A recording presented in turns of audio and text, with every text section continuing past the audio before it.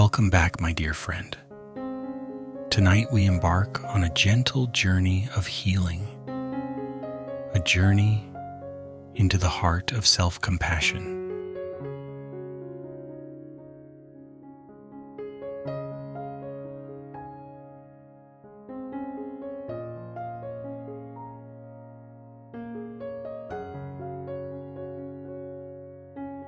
In the quiet of this moment, you have already made a powerful choice to pause, to listen, and to care for your own well-being. That is an act of love in itself, an act of courage.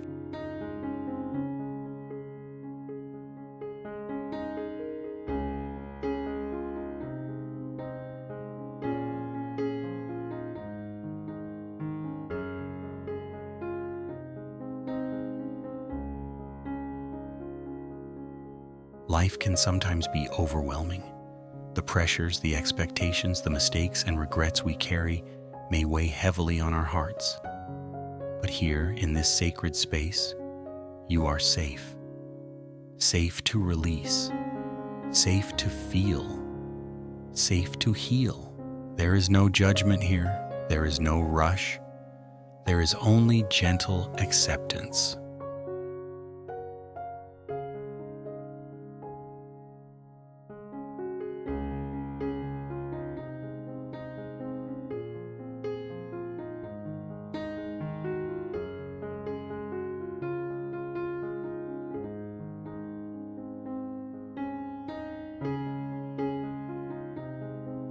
Tonight, I invite you to open your heart to yourself, to offer kindness to the parts of you that may have felt unworthy, unseen, or unloved, to hold your own hand as you would for a dear friend who is suffering.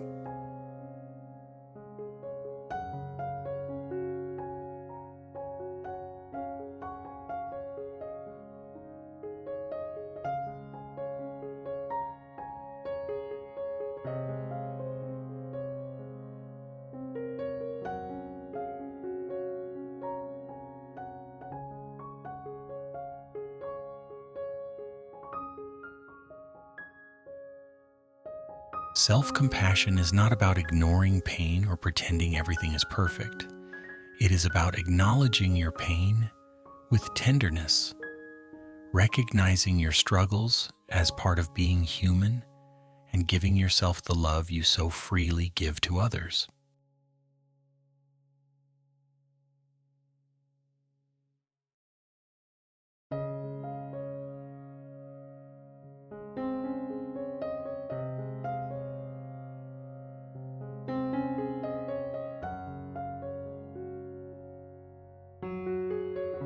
As we begin, find a comfortable position. You may lie down, allowing your body to fully relax, or sit comfortably, keeping your spine gently upright, like a tall, steady tree rooted deeply into the earth.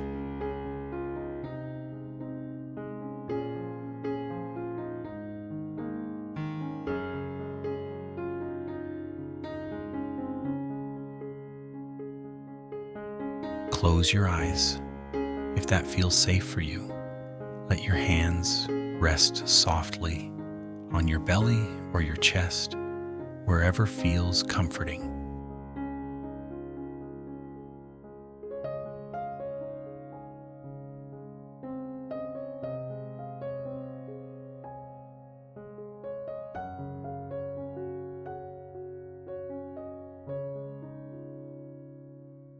Take a deep, slow breath in through your nose and exhale softly through your mouth.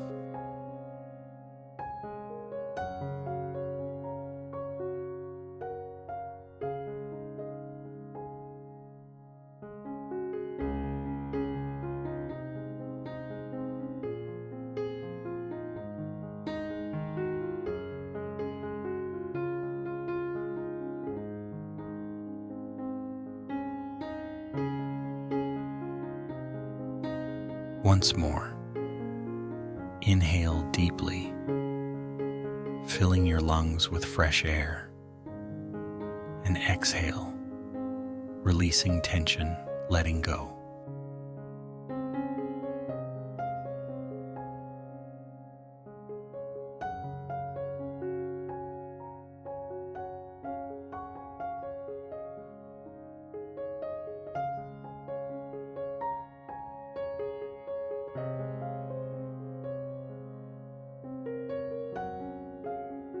Feel the weight of your body supported by the ground beneath you. The earth is holding you. You are safe.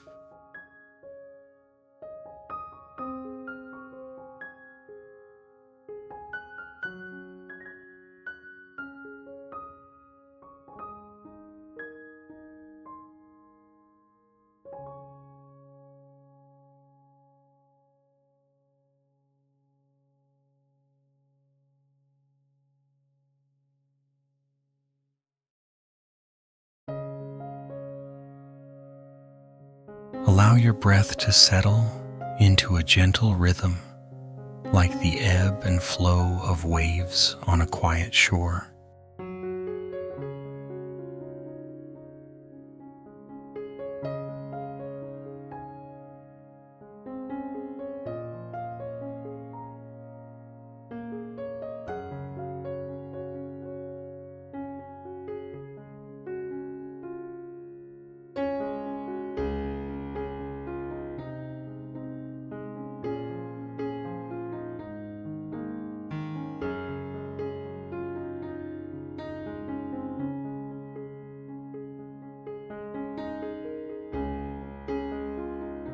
With each breath, imagine drawing in calm and breathing out worry. Inhale, calm. Exhale, release.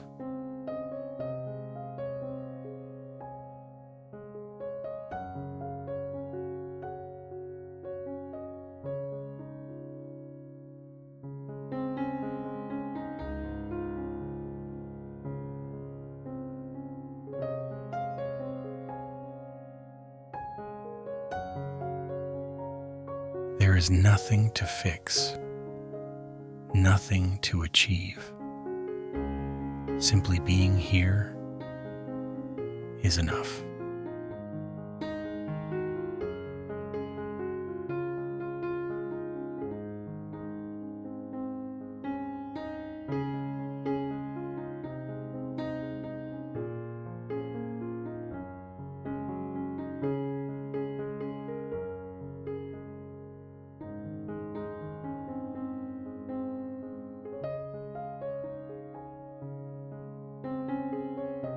Let the gentle sound of my voice guide you. Allow yourself to surrender fully to this moment, to this gift you are giving yourself.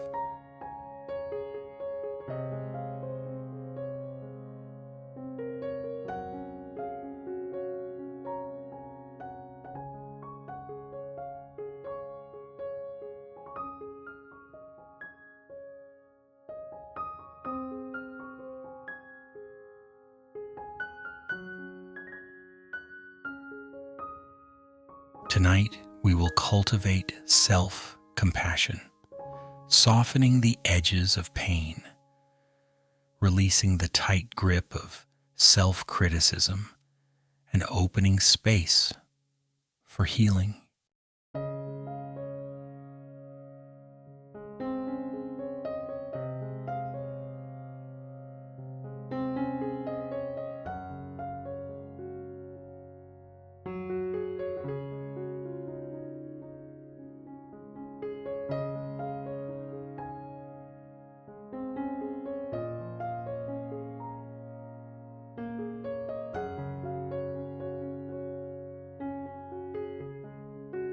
You are not alone, you are deeply loved, and you are worthy of healing. Let us begin.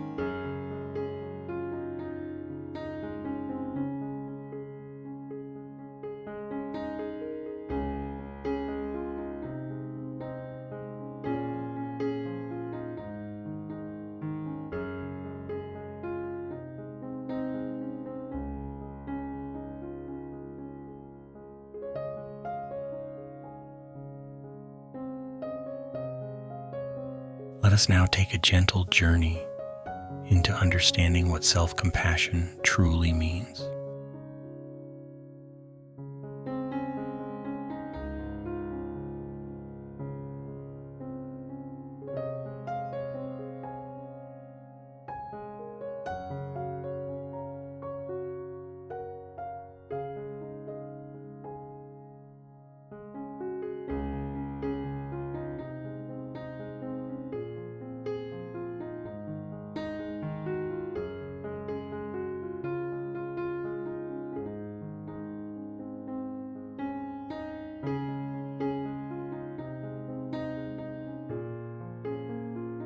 At its heart, self-compassion is the simple act of treating yourself with the same kindness, care, and understanding that you would naturally offer to someone you deeply love. It is not a luxury or an indulgence. It is a basic human need. We all deserve compassion, especially from ourselves.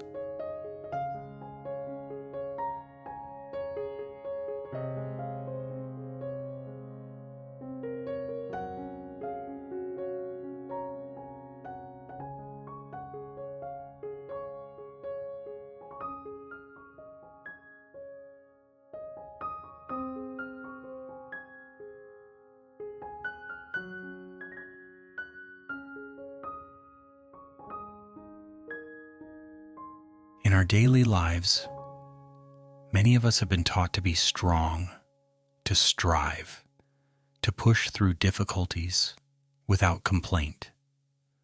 We are often quick to offer support to others, but when it comes to our own struggles, we may be harsh, critical, or dismissive of our pain.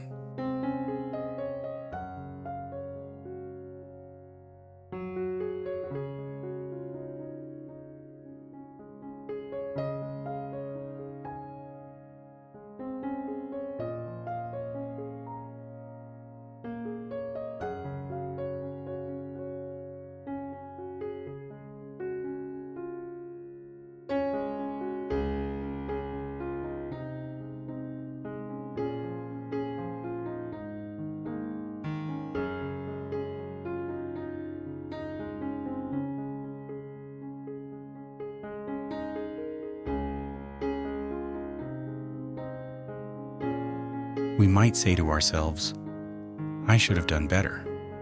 Why am I not strong enough? What is wrong with me?"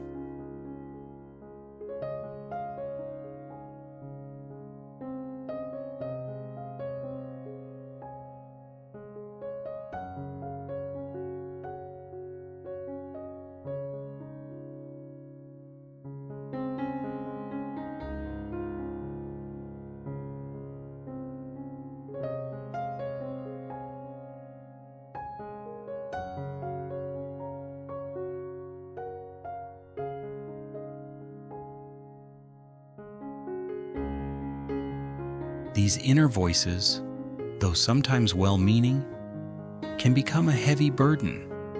They create an endless cycle of self-criticism that only deepens our suffering.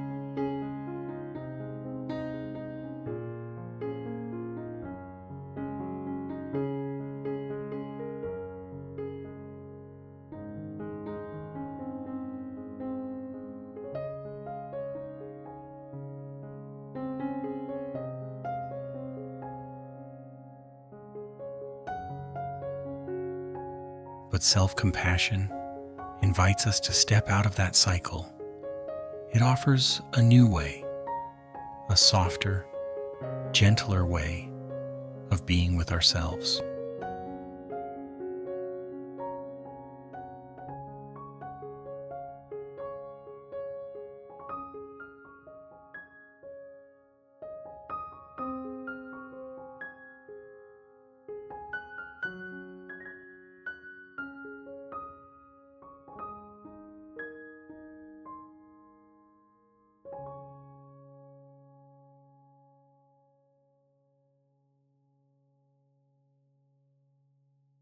Dr. Kristen Neff, one of the leading researchers on self-compassion, describes it as having three core components.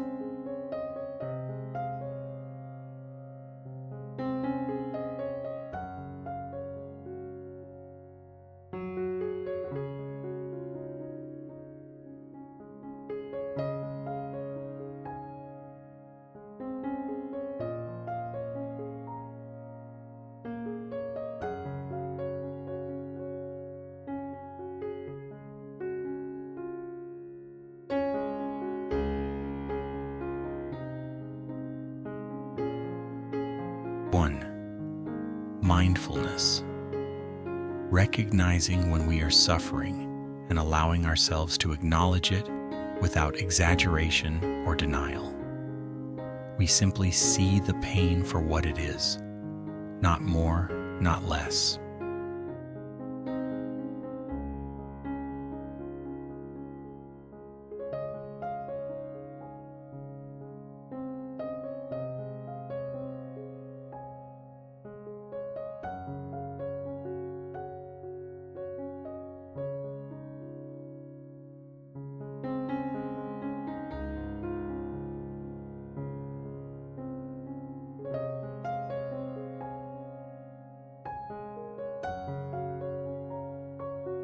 2.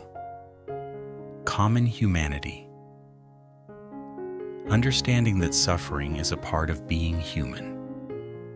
We are not alone in our struggles. Every person experiences difficulties at times.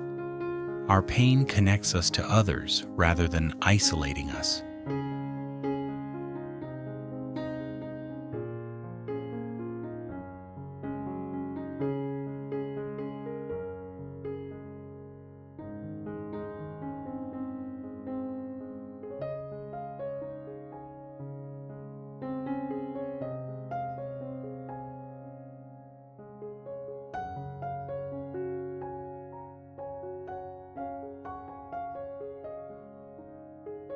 3. Self-kindness. Offering ourselves the same care and comfort we would give to a dear friend.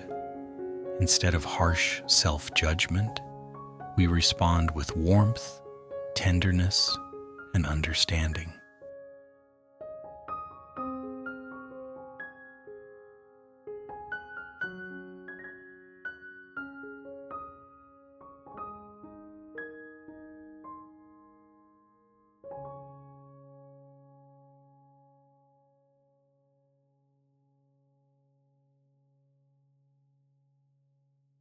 'When we practice self-compassion, we give ourselves permission to be imperfect, to be vulnerable, and to be fully human.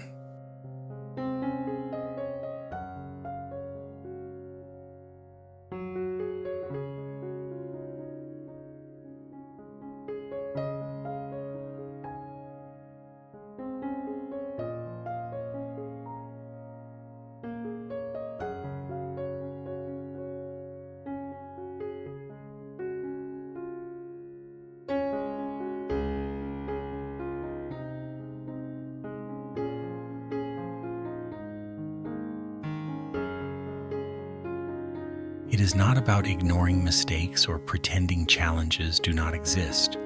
Rather, it is about meeting our pain with gentleness and offering ourselves the support we need to heal.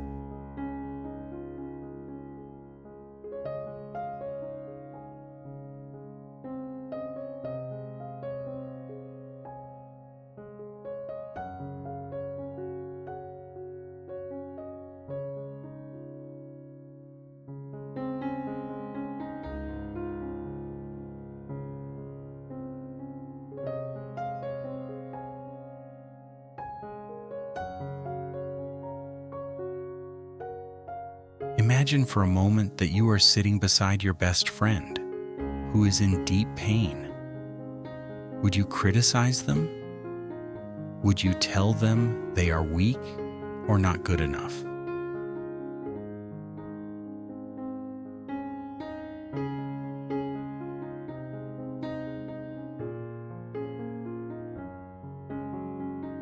Of course not.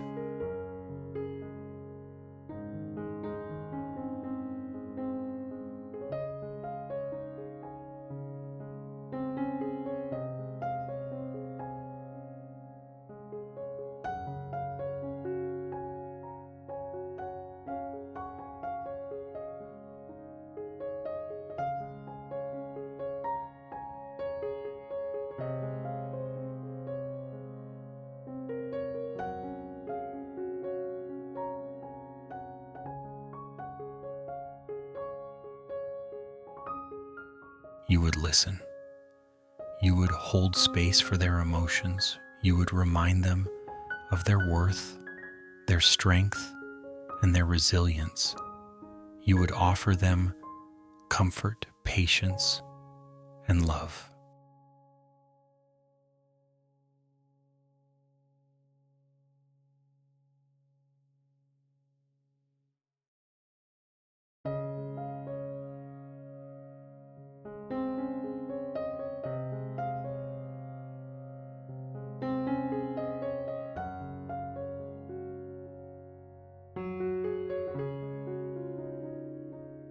This is the same care that self-compassion asks us to offer ourselves.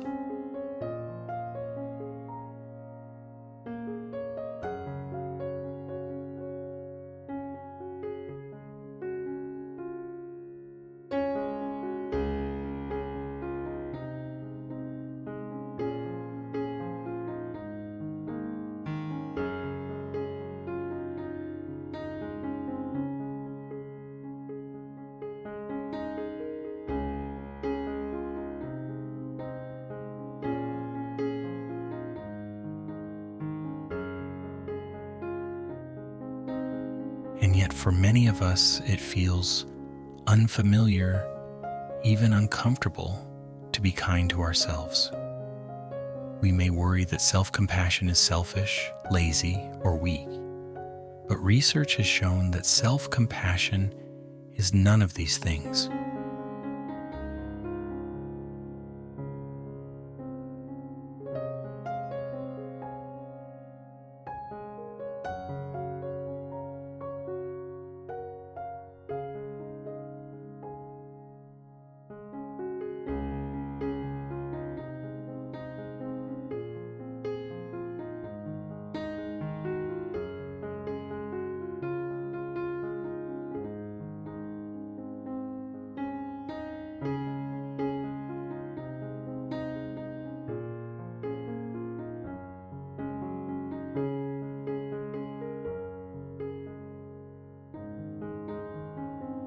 And yet for many of us, it feels unfamiliar, even uncomfortable, to be kind to ourselves. We may worry that self-compassion is selfish, lazy, or weak. But research has shown that self-compassion is none of these things.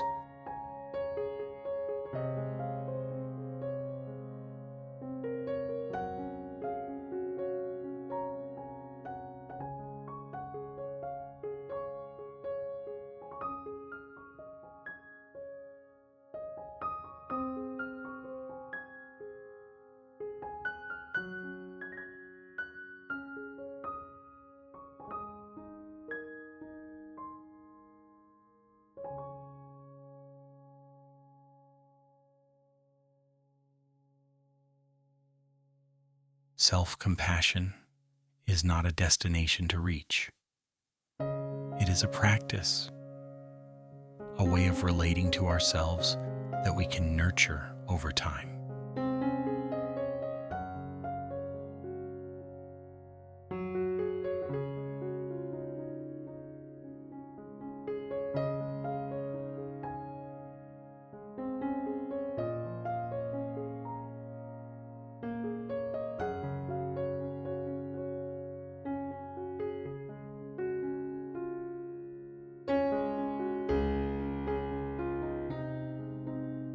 With each gentle breath, each moment of kindness, we strengthen this practice, and slowly it becomes a natural part of who we are.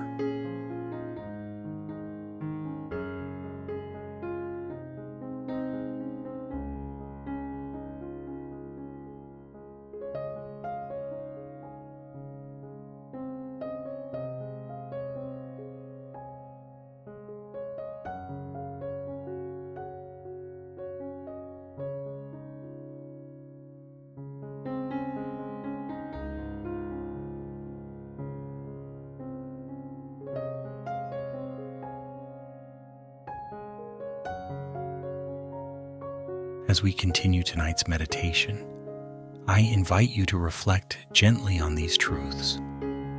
Allow your heart to open to the idea that you are worthy of your own kindness, worthy of your own compassion, worthy of healing.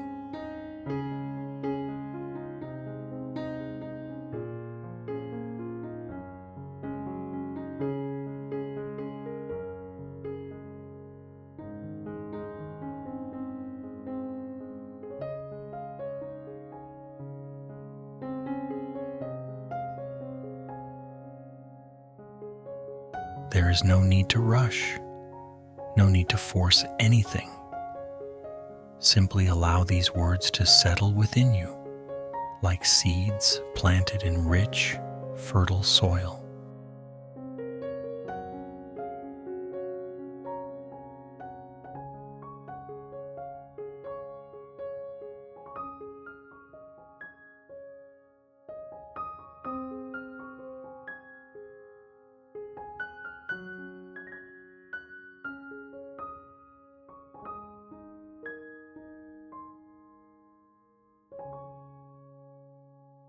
With time and care, they will blossom.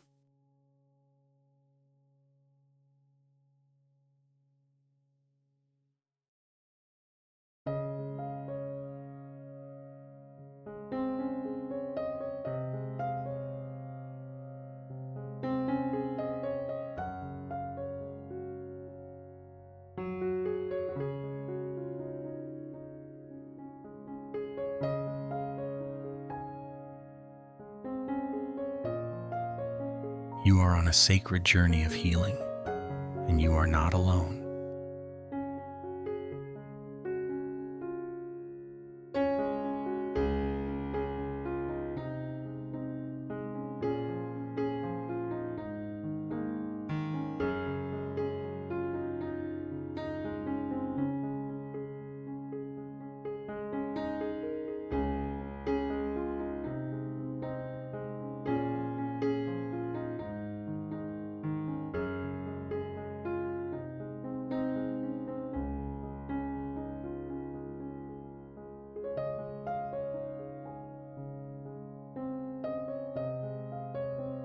Now let us gently enter the heart of our topic, the journey of inner healing.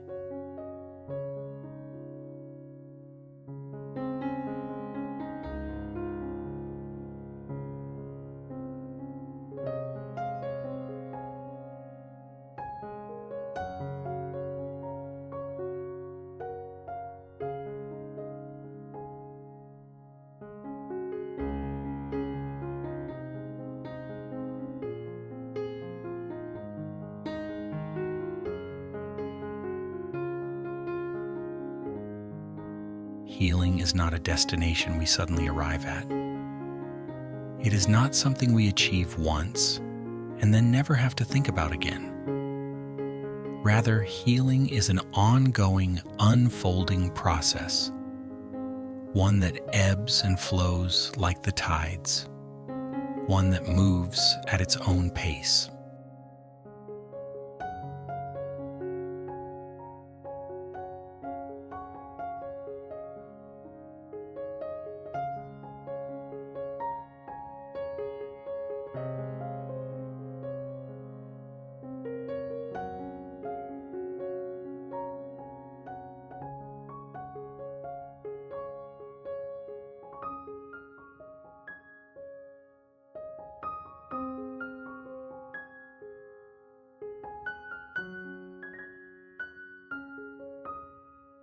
For many, the path to inner healing begins with a moment of awakening, a moment when we realize that the way we've been living, filled with stress, pain, or constant striving, no longer serves us. We feel the weight of unhealed wounds. We feel the exhaustion from carrying emotional burdens for so long.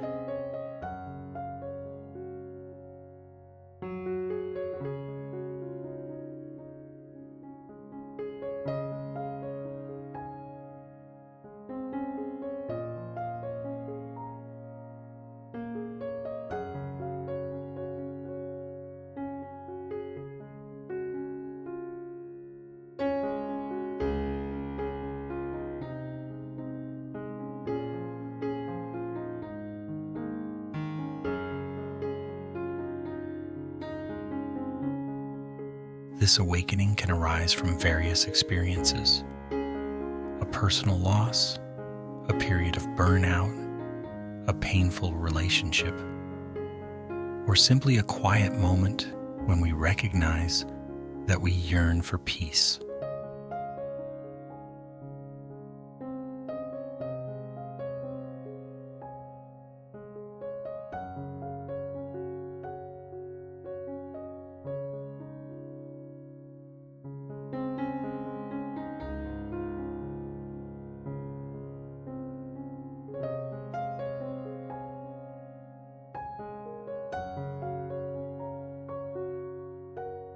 Whatever the catalyst, this moment invites us inward.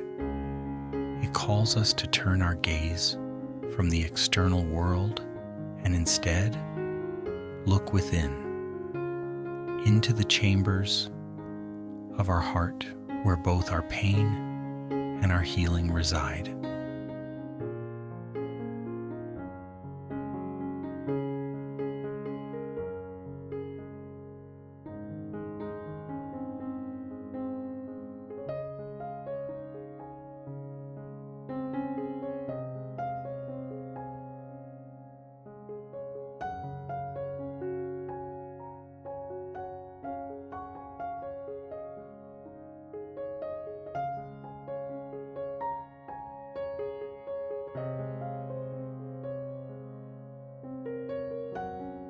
The first step on this journey is acknowledgement.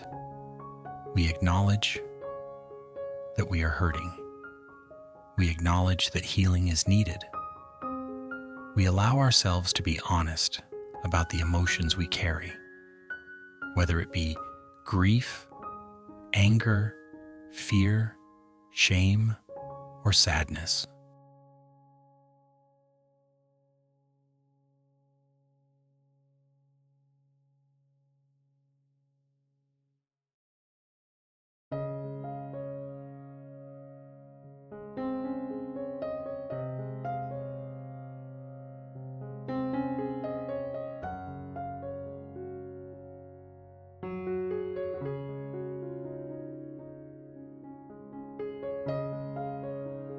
There is profound courage in this act of acknowledgement. It is not weakness to admit we are struggling. It is strength.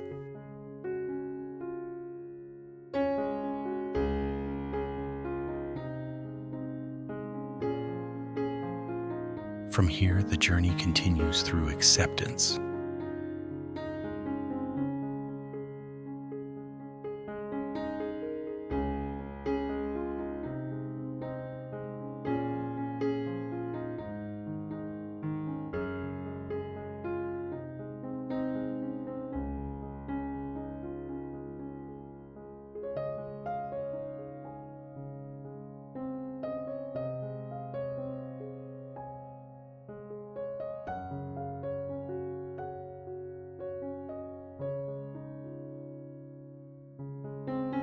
Acceptance does not mean resignation. It does not mean we approve of what has happened to us or that we condone our suffering. Rather, acceptance is the willingness to face reality as it is, without resistance, without denial.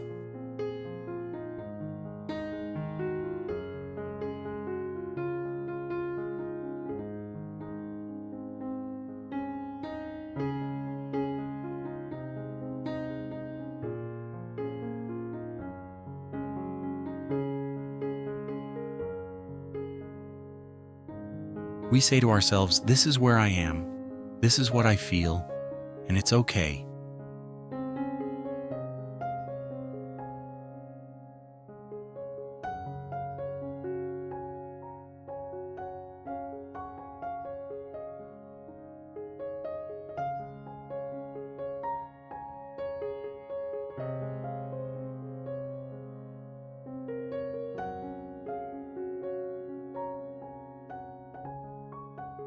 In acceptance, we stop fighting with our pain. We stop judging ourselves for having wounds. We embrace our full human experience with tenderness and honesty.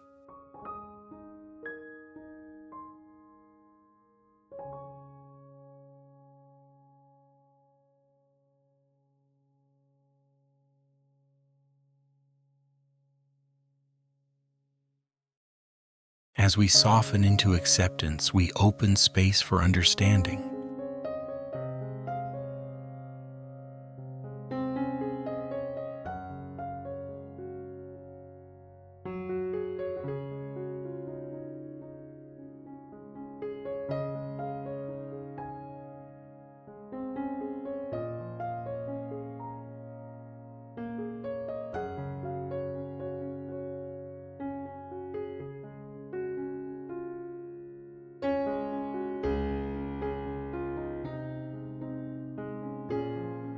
We begin to explore the origins of our wounds, not to dwell in them, but to better understand ourselves. Where did this pain begin? What old patterns or beliefs have we carried that no longer serve us? What unmet needs might still linger in our hearts?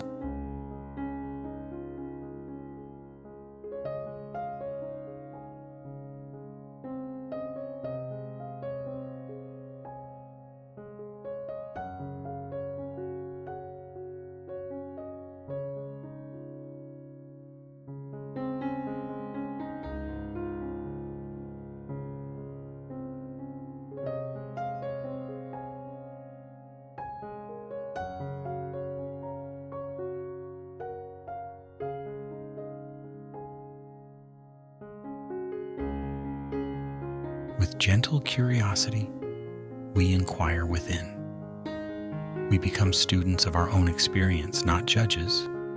We observe our thoughts, our emotions, and our body's signals with compassion and patience.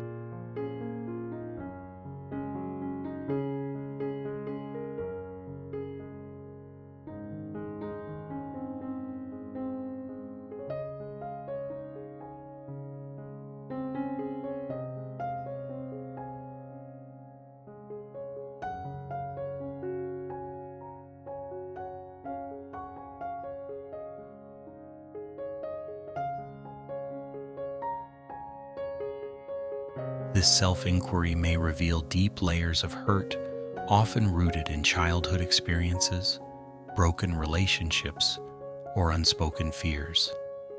And as we uncover these wounds, we hold them with care, as one might hold a fragile bird into the palm of their hands.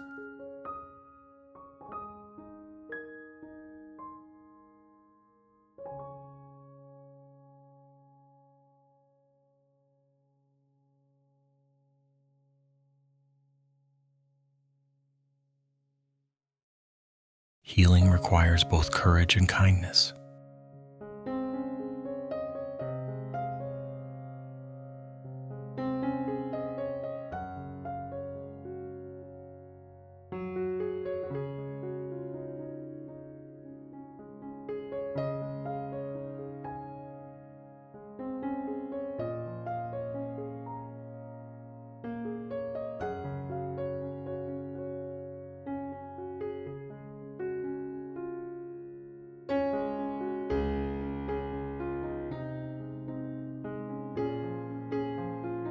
Courage to face what hurts. Kindness to soothe what has been hurting.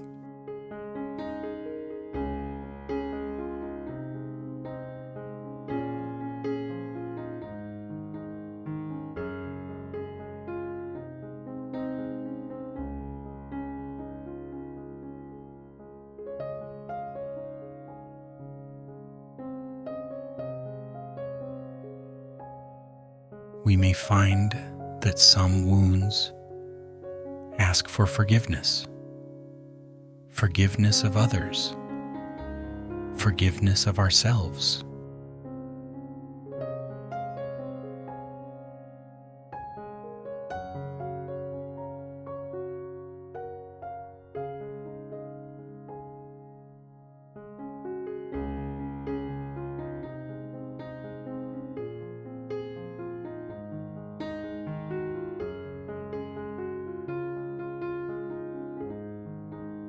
Forgiveness is not about forgetting or excusing harm. It is about releasing the hold that pain has on our hearts. It is about choosing freedom over bitterness.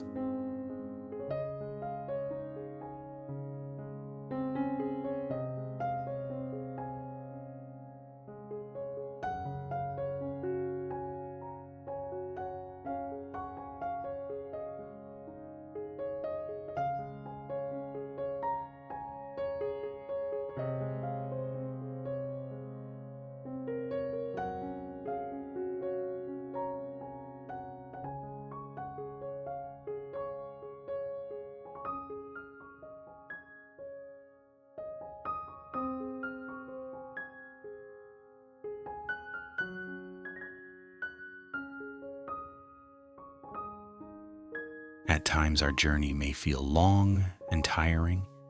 There may be setbacks, moments of doubt, or days when old pain resurfaces.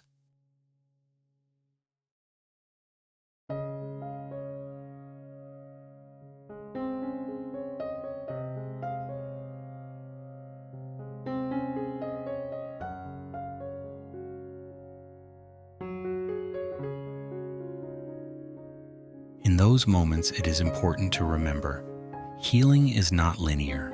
Progress does not mean perfection. Even when we feel we are taking a step back, we are still growing.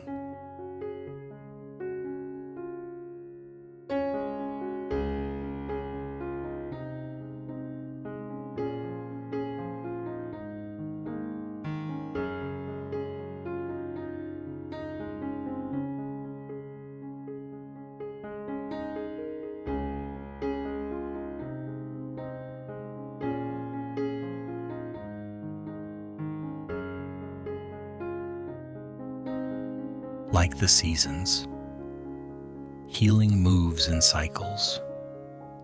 Sometimes we bloom, sometimes we rest, sometimes we shed old layers to make space for new growth.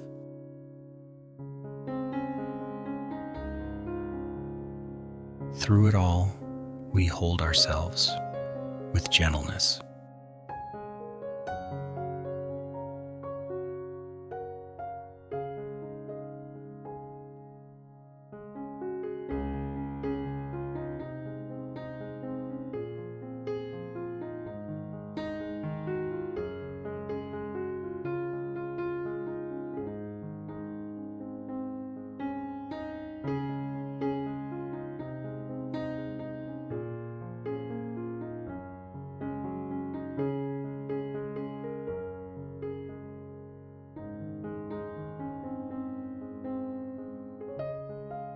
As we continue walking this path, we may find new practices that support our healing.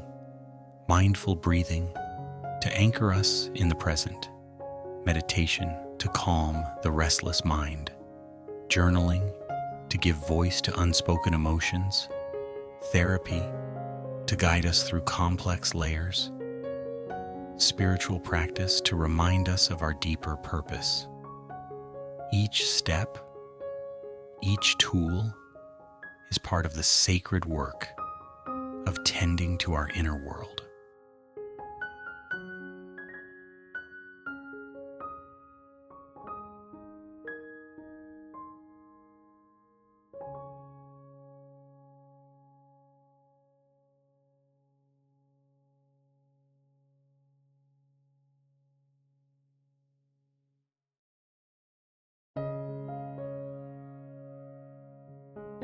We also begin to cultivate gratitude, even for small moments of peace, even for tiny shifts in perspective.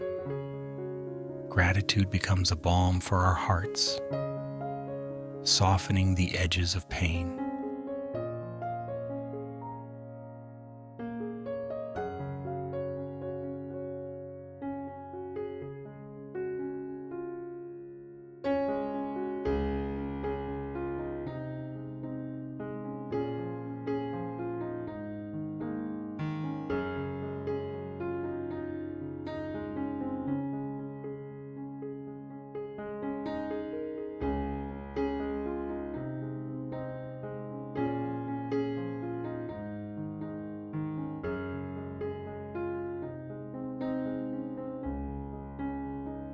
As healing unfolds, we may notice changes in how we relate to ourselves and others. We become more patient with our imperfections. We set healthier boundaries. We speak to ourselves with kindness. We allow ourselves to rest. We release the need to control everything.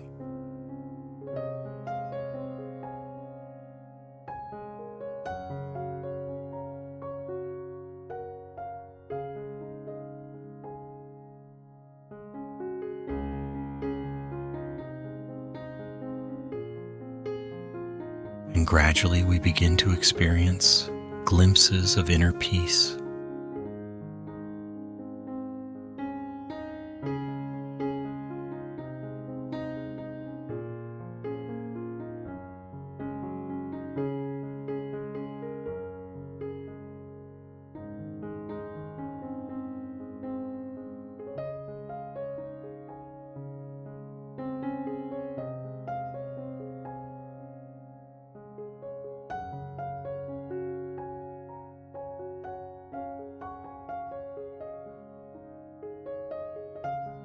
Not because life becomes perfect, but because we have learned to meet life and ourselves with compassion.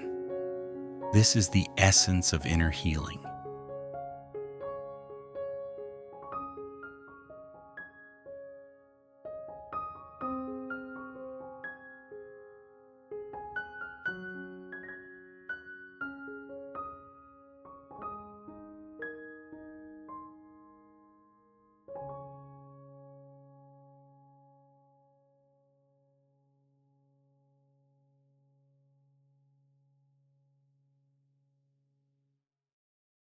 It is not the absence of pain, but the presence of gentleness. It is not escaping difficulty, but embracing life with open-heartedness.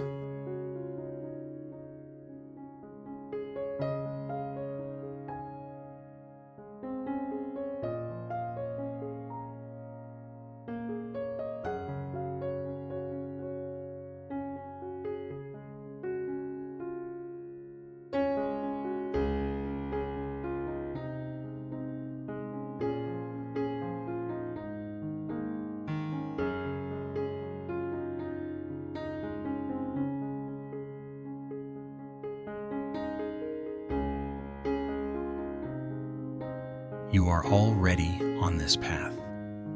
You have already taken courageous steps simply by being here, listening, and opening your heart to healing.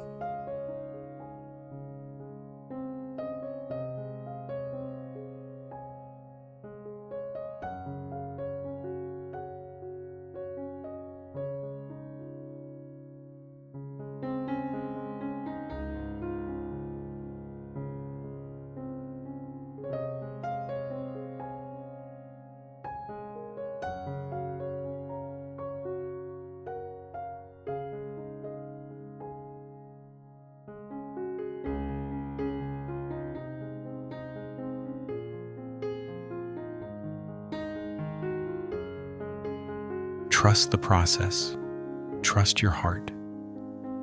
Trust that each moment of tenderness you offer yourself is a powerful act of healing.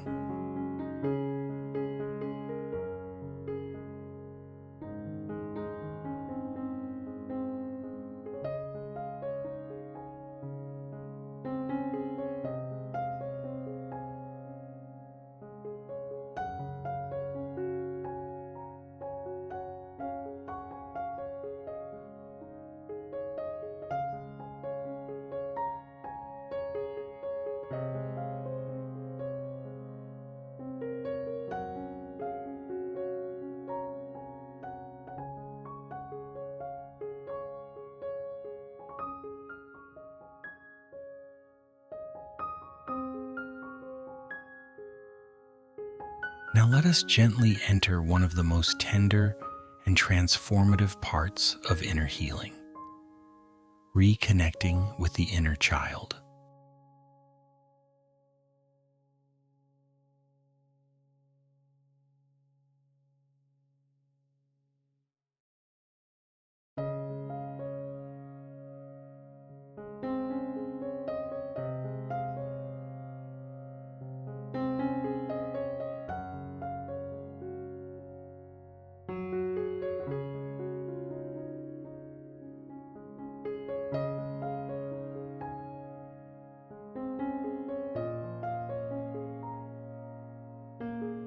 inside each of us lives a younger version of ourselves, the child we once were.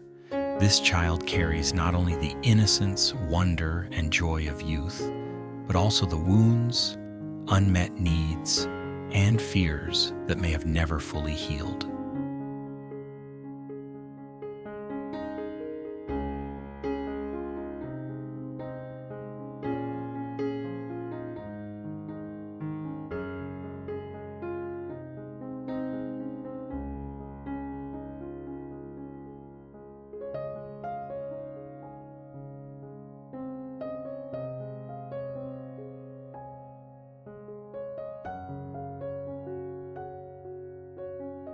Often as we grow older, we try to distance ourselves from our inner child.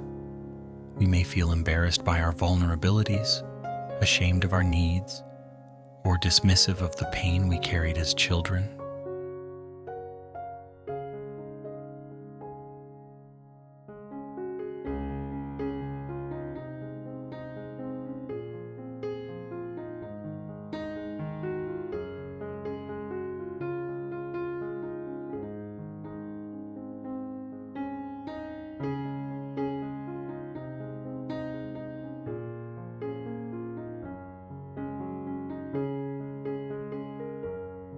But the truth is, the inner child does not simply disappear. They remain within us, waiting, longing to be seen, heard, and loved.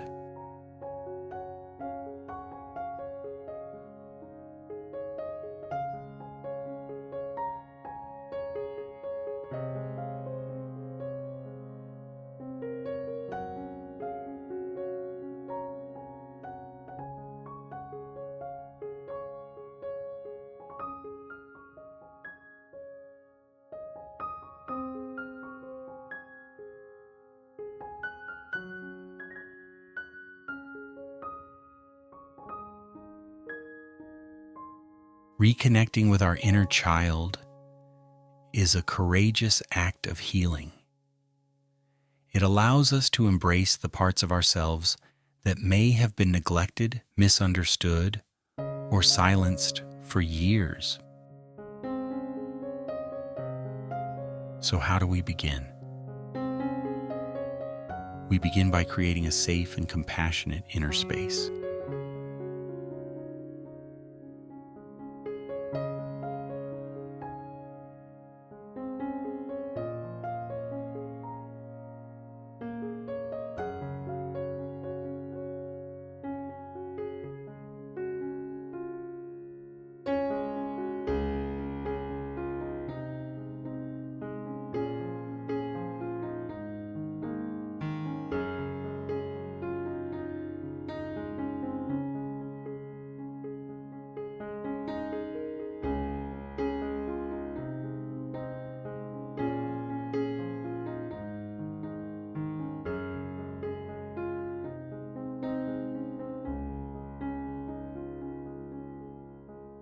Find a quiet moment.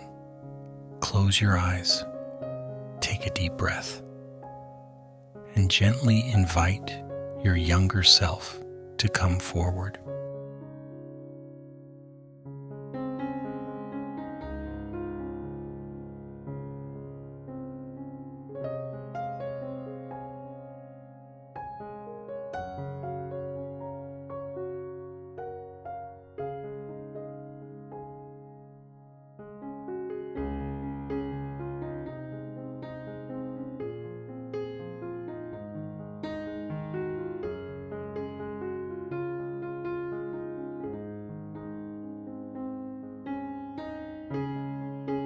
Picture yourself as a child at any age that feels right. See their face, notice their posture, sense their emotions.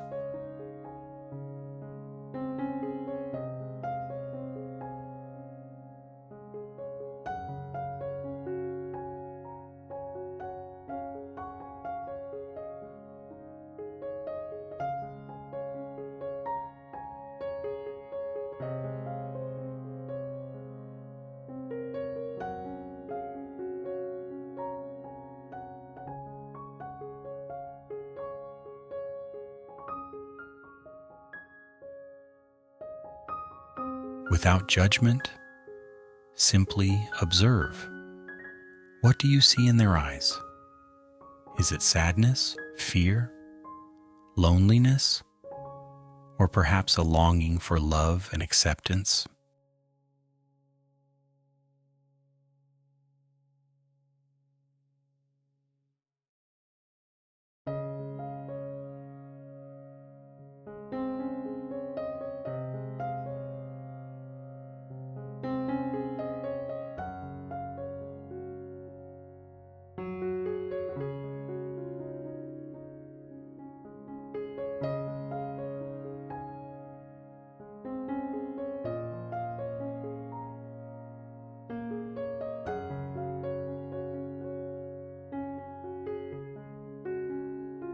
You might also notice glimpses of joy, curiosity, and playfulness. All of these emotions are valid. They are part of the rich landscape of your inner child.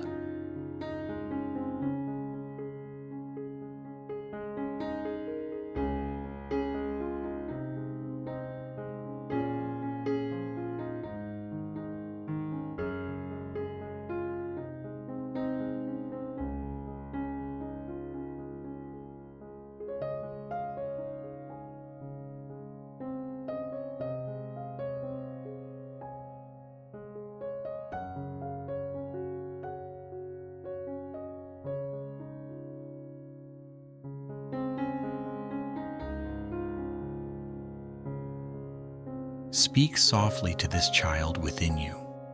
You may say, "I see you. I am here for you now. You are safe. You are loved. It's okay to feel what you feel."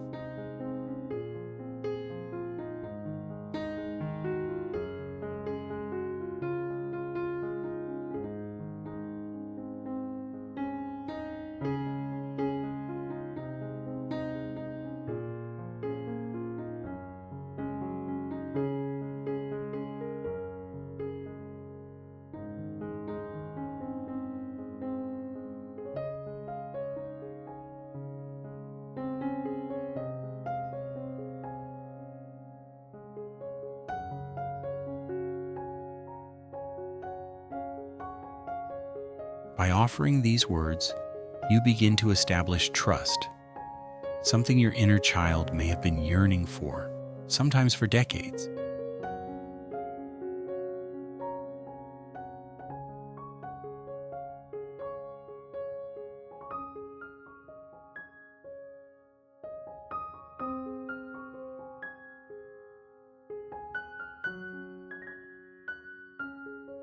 As the dialogue deepens, listen to what your inner child wants to share.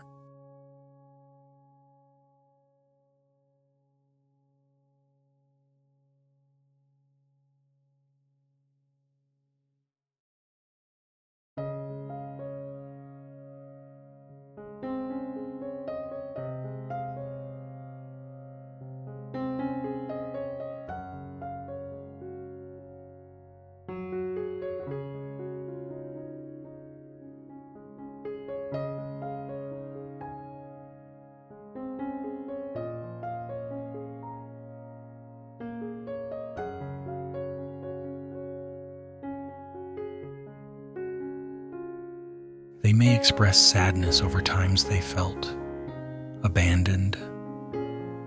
They may share fears they carried alone. They may long for comfort, attention, or simply permission to play and be free.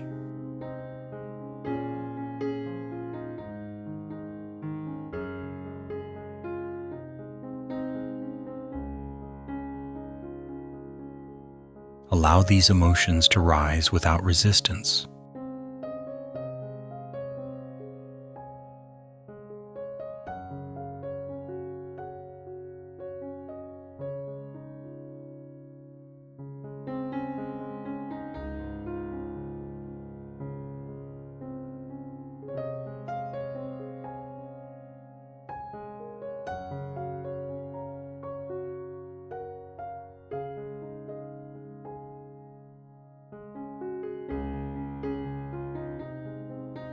You might even visualize yourself gently holding your younger self, offering them the safety, warmth, and love they may have lacked.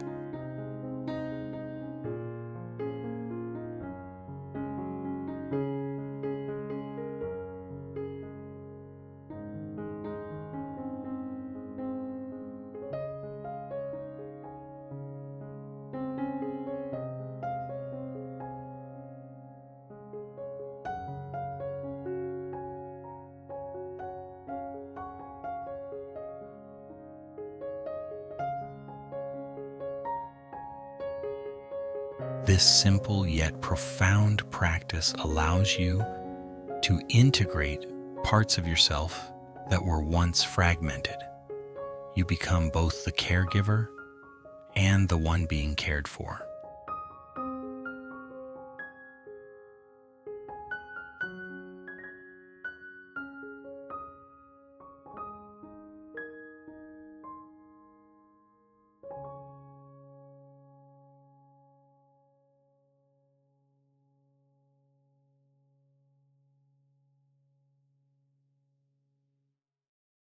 In this healing space, many old beliefs may begin to soften.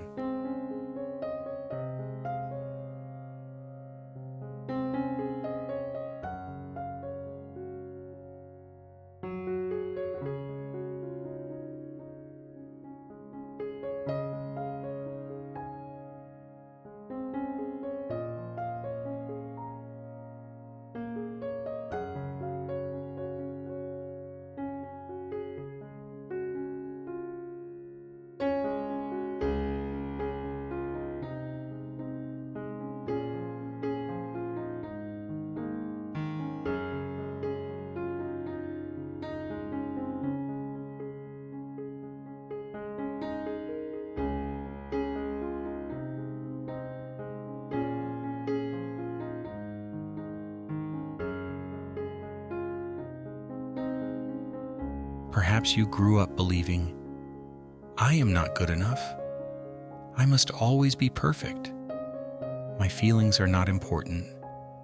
I am responsible for other people's happiness.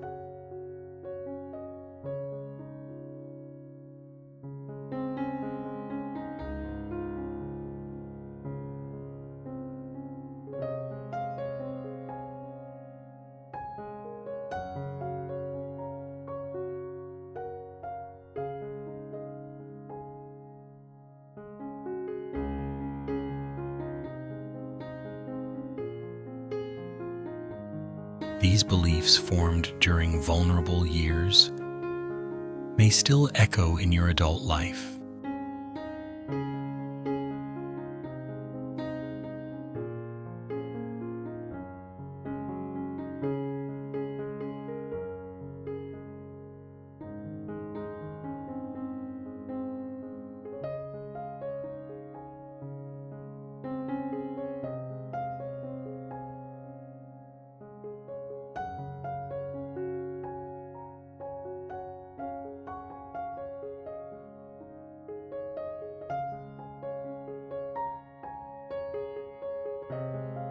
But now, as an adult with awareness, you can offer new, nurturing messages. I am enough exactly as I am. It's okay to make mistakes. My feelings matter. I am not responsible for everyone.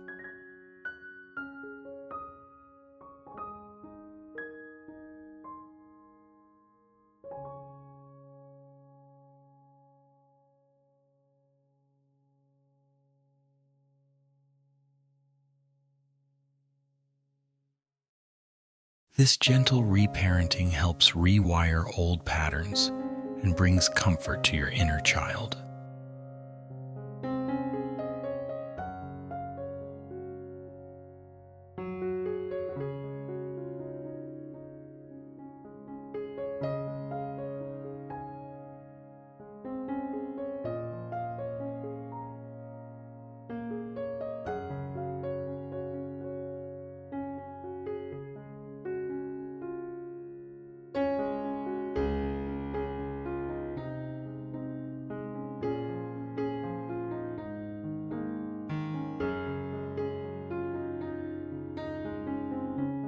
Sometimes tears may flow during this process. Allow them. Tears are not a sign of weakness, but of release, the body's way of shedding stored pain.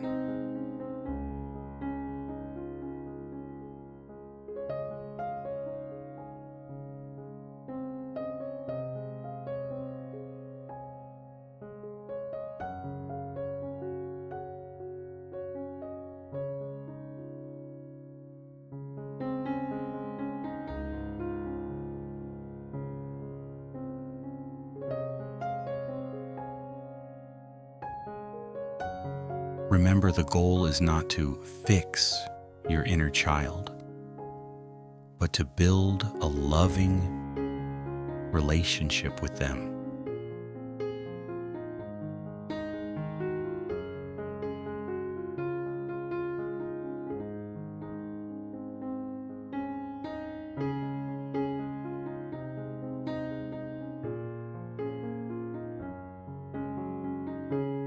You are simply showing up, being present, and offering unconditional love.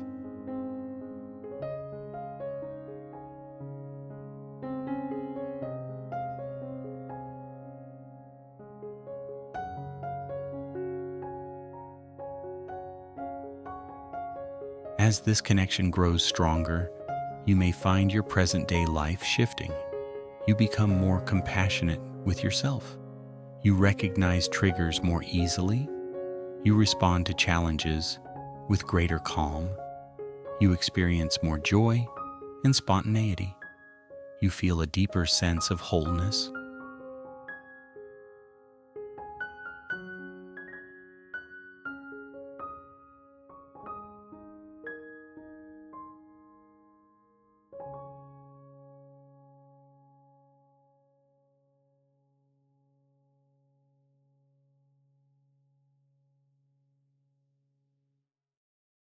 Reconnecting with the inner child also helps heal relationships with others.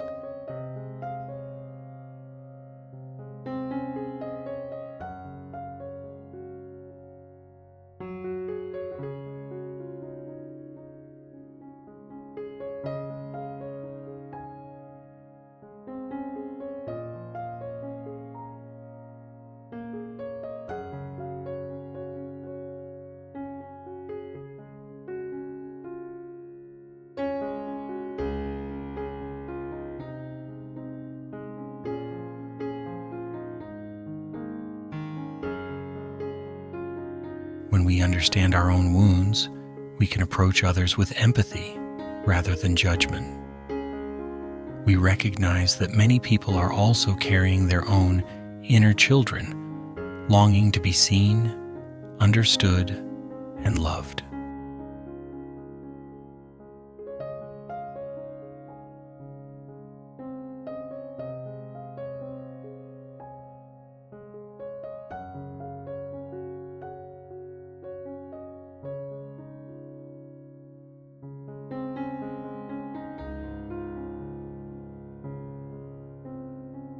This awareness fosters compassion, both for ourselves and for those around us.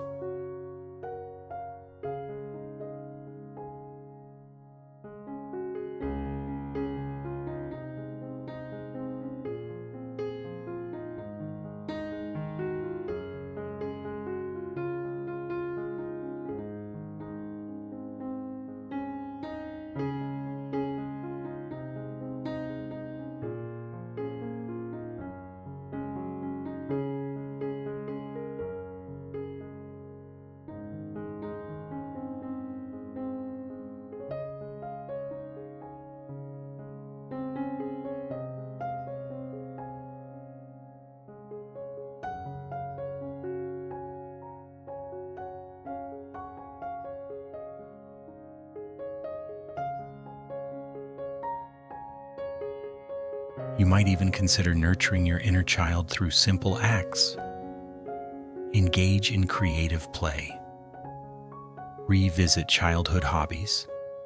Dance, sing, paint, or build something with your hands. Spend time in nature. Write letters to your younger self.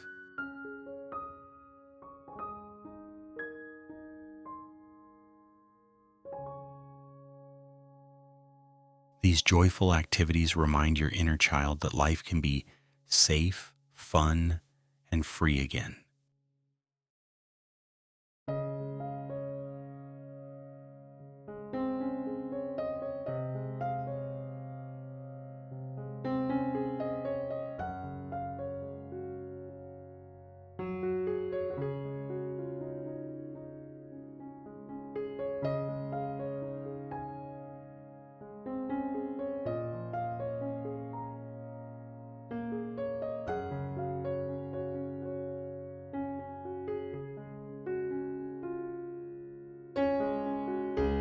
Ultimately, reconnecting with the inner child allows us to reclaim lost parts of ourselves. The wonder, curiosity, and openness we once knew.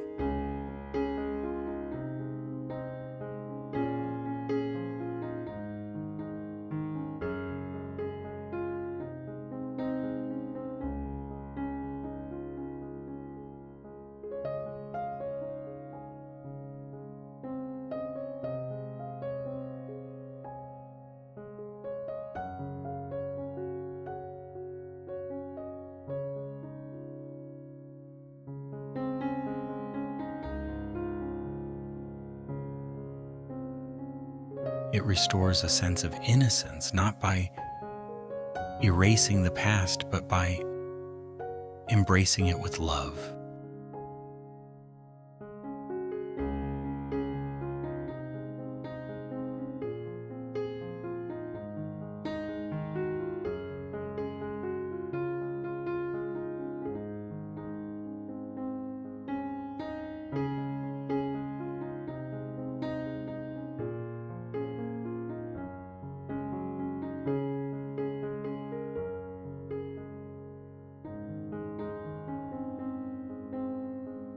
You are worthy of this healing. Your inner child is worthy of your love.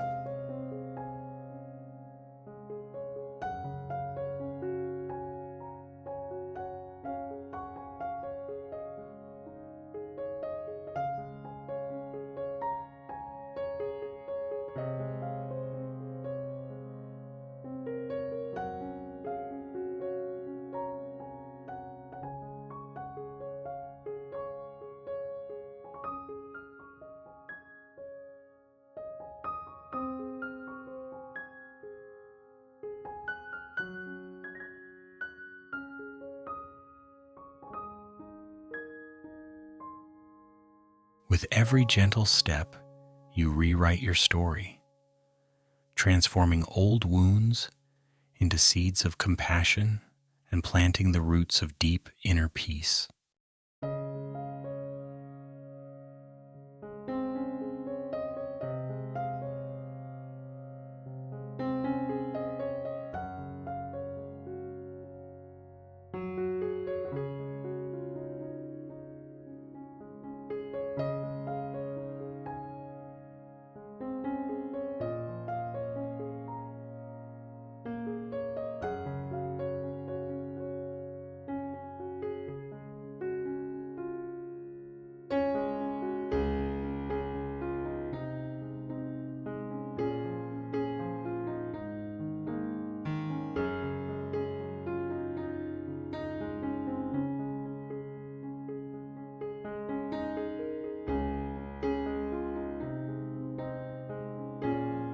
Now that we have tenderly embraced our inner child, let us continue by cultivating one of the most transformative forces in healing: self-compassion.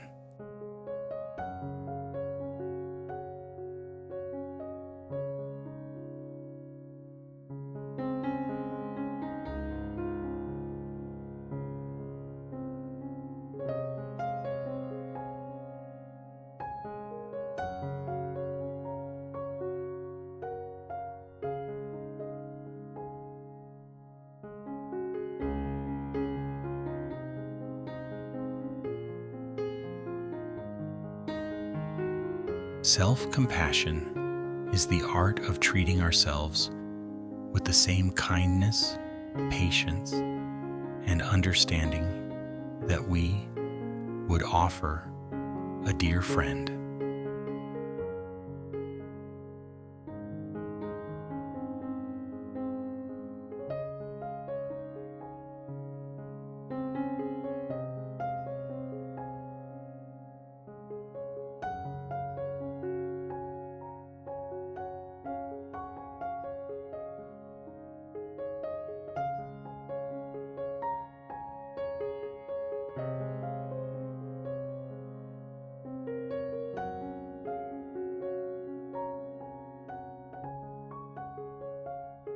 For many of us, however, this is not something we were taught.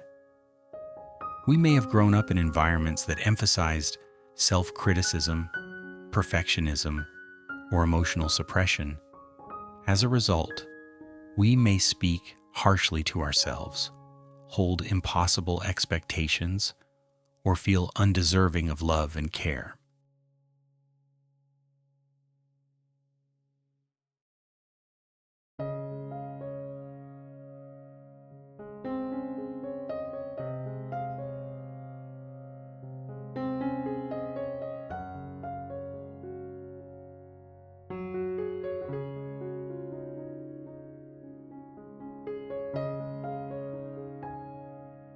But the truth is, every human being deserves compassion, including you.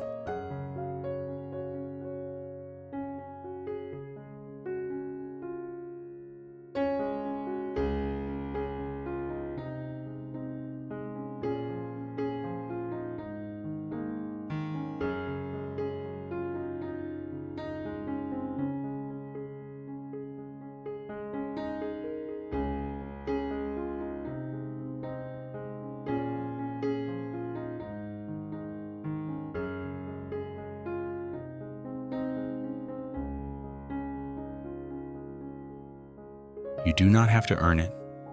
You do not have to be perfect. You are worthy of love simply because you exist.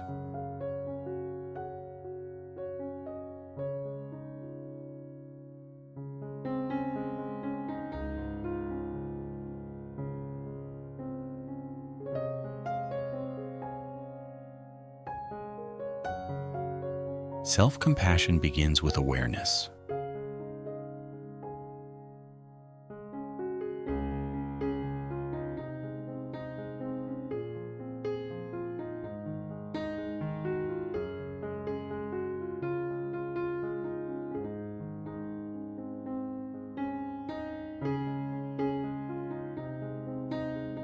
Notice how you speak to yourself, especially in difficult moments.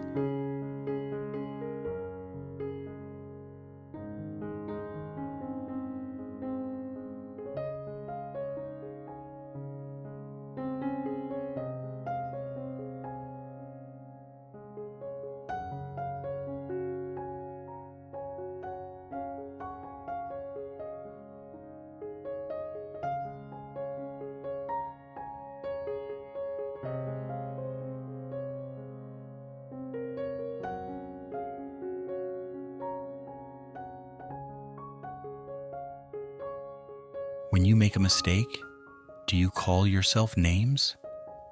Do you criticize yourself harshly? Do you replay failures over and over in your mind?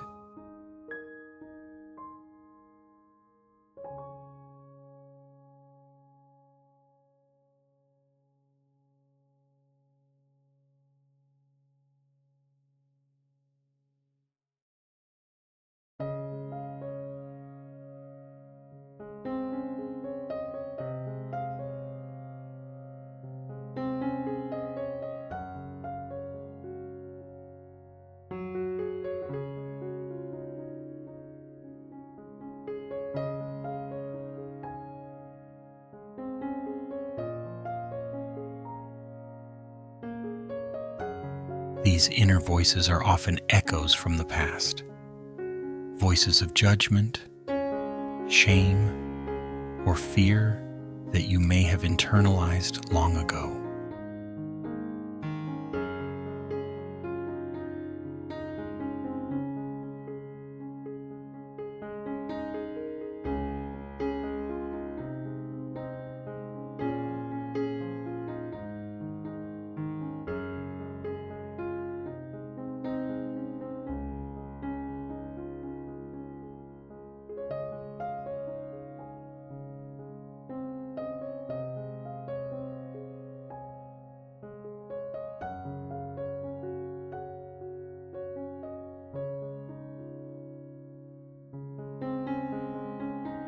But now with mindfulness, you can choose a different voice, the voice of compassion. Imagine speaking to yourself as you would to a beloved child or friend.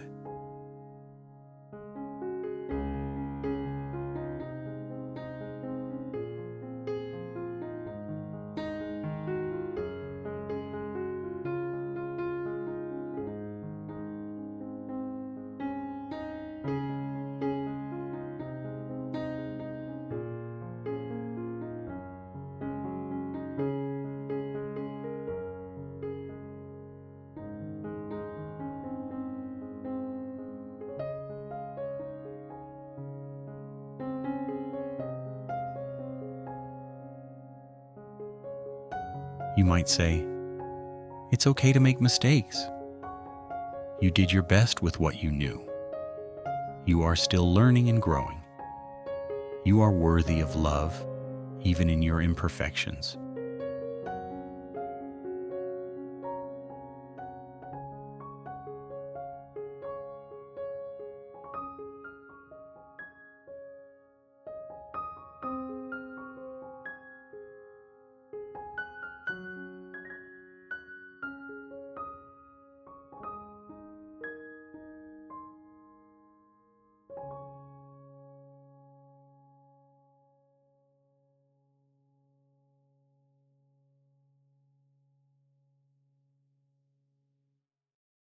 Each time you offer these gentle words, you are rewiring your nervous system, teaching your body and mind that safety and kindness are available.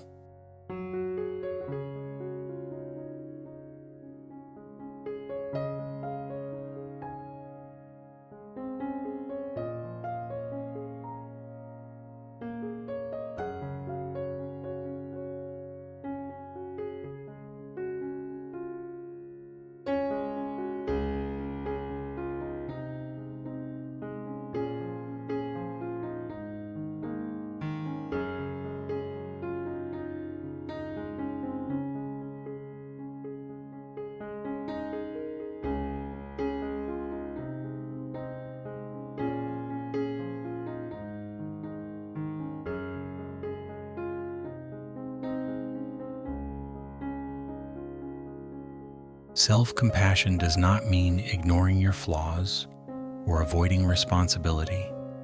It means holding yourself accountable with love, not shame.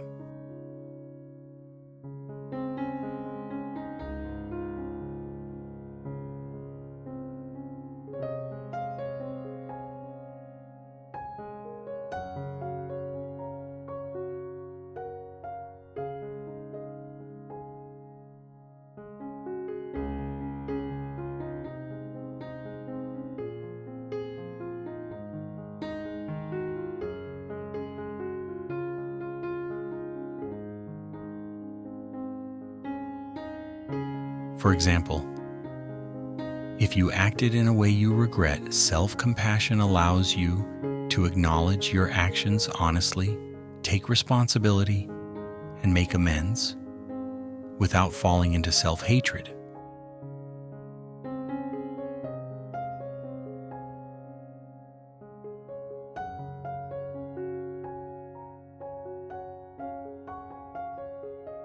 This creates space for true growth and healing.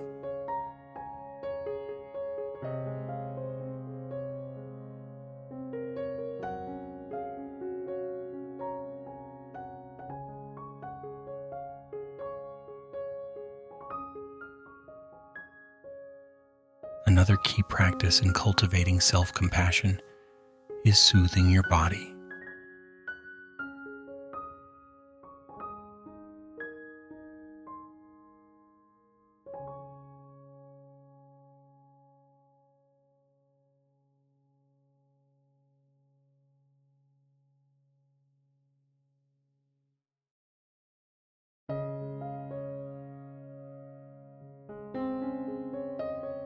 Our nervous system carries the imprint of our emotional wounds.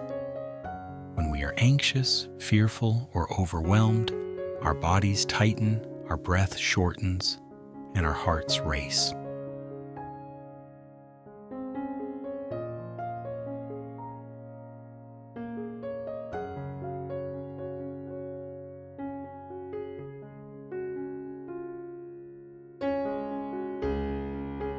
In these moments, gentle self-soothing can bring great relief.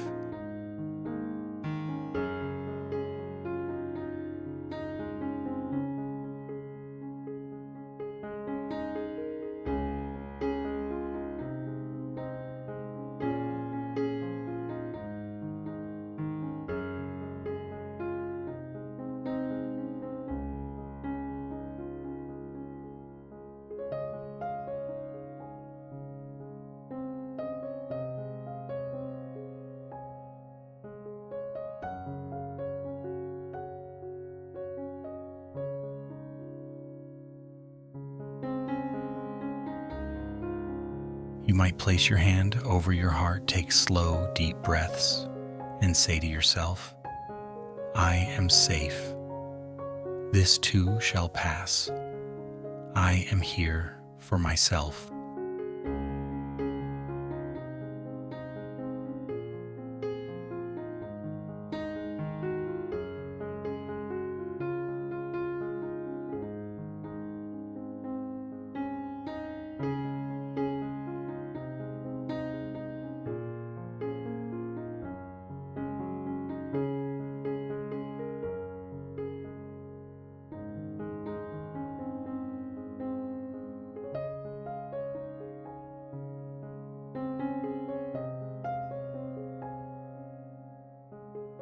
These simple acts activate the parasympathetic nervous system, the part of your body responsible for rest, digestion, and healing.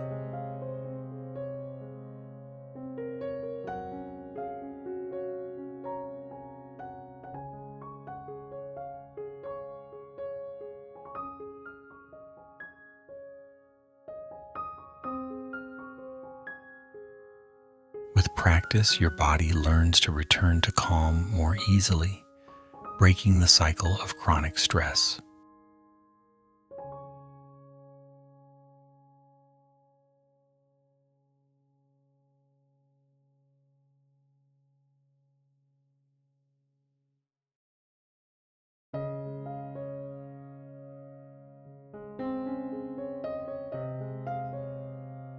Self-compassion also involves setting healthy boundaries.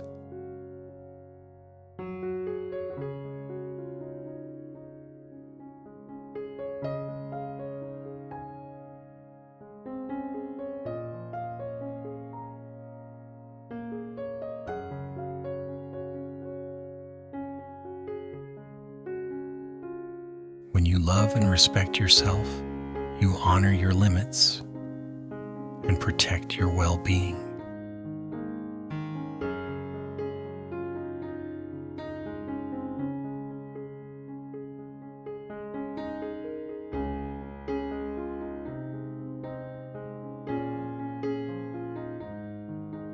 You recognize that saying no to others can often be an act of saying yes to yourself.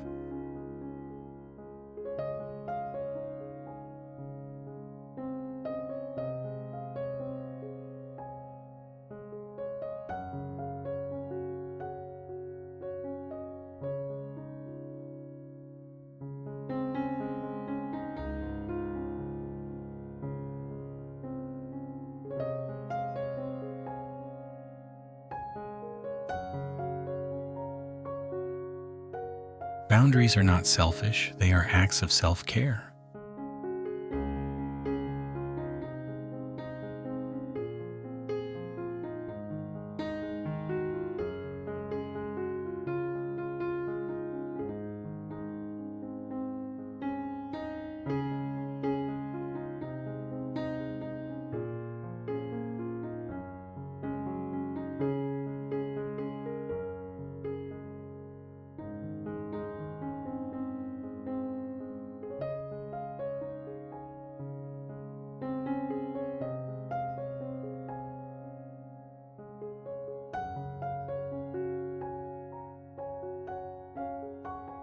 You might say, I care about you, but I need time to rest. I am not able to take this on right now. I value my peace, and I choose to protect it.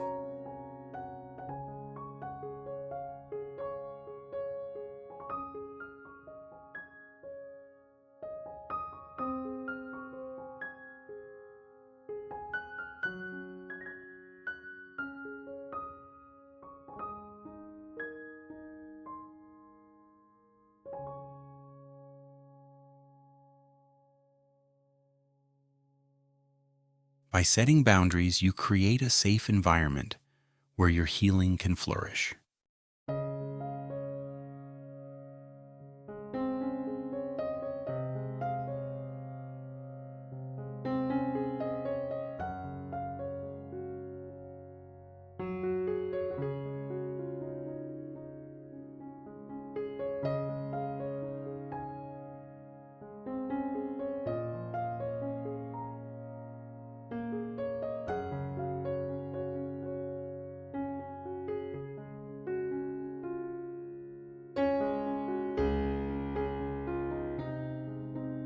As your practice of self-compassion deepens, you may notice subtle shifts in your daily life.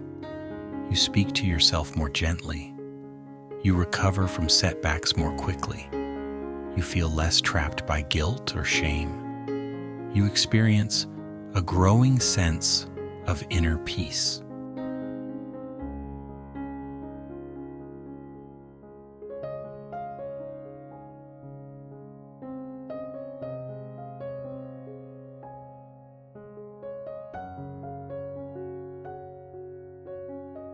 Self-compassion also fosters greater compassion for others.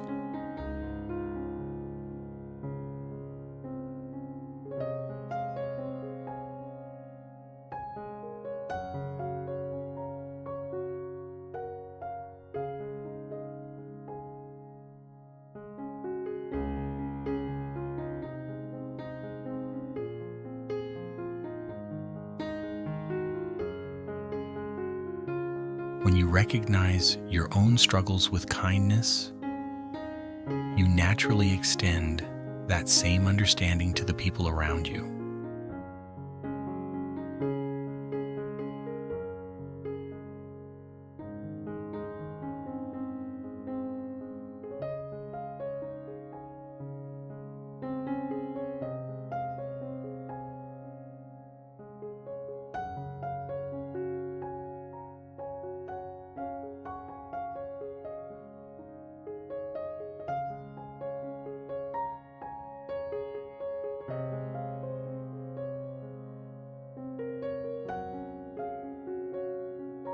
You see their pain not as personal attacks, but as reflections of their own wounds and fears.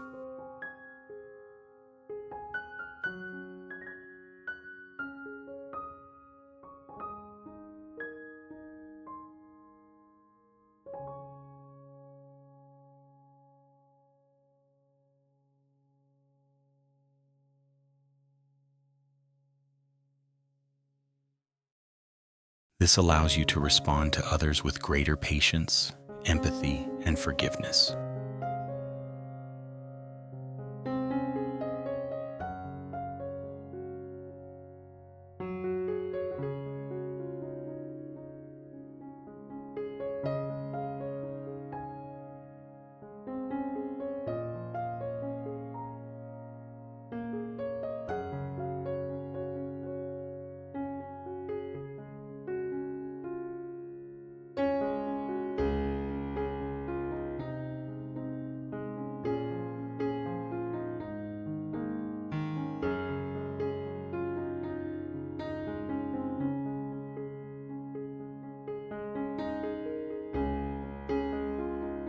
Ultimately, self-compassion is not about being perfect.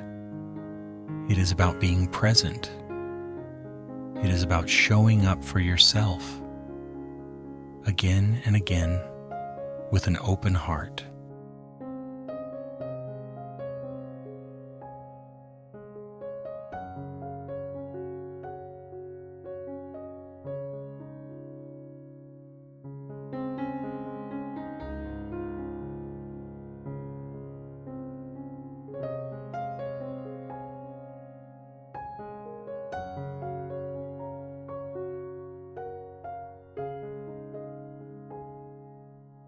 Healing is not a straight path.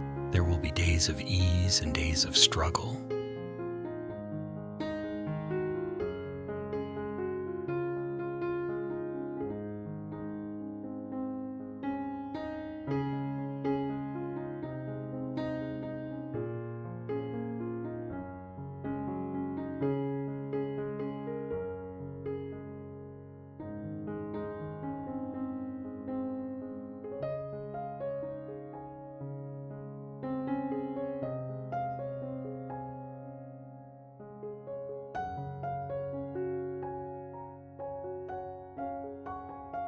On difficult days, remember, I am doing my best. I am allowed to feel what I feel. I will meet myself with kindness.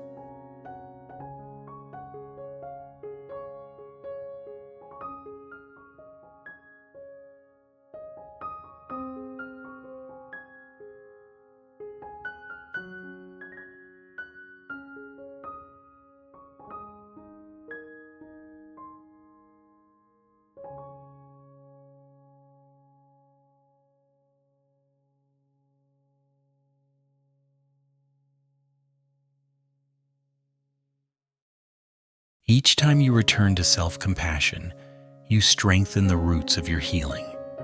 You create an inner sanctuary, a place of safety, acceptance, and peace that no external circumstance can shake.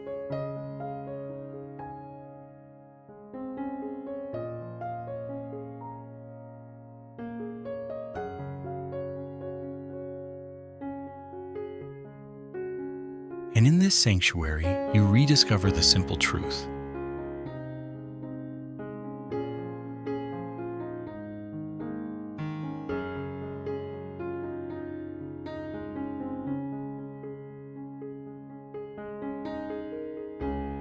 You are worthy. You have always been worthy.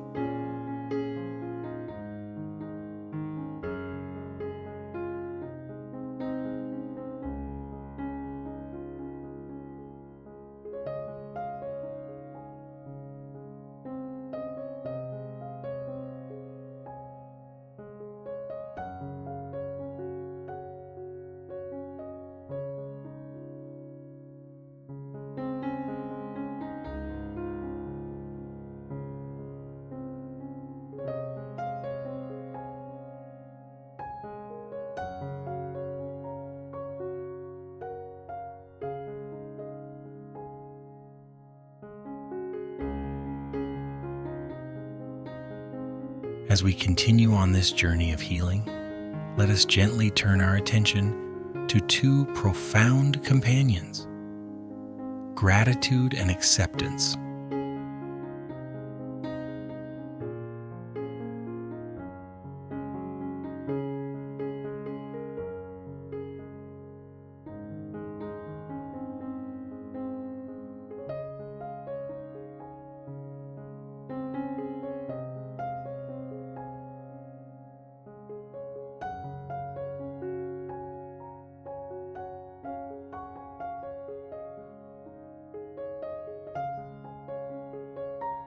Gratitude is the ability to recognize the beauty and goodness that already exist in our lives, even amidst pain and imperfection.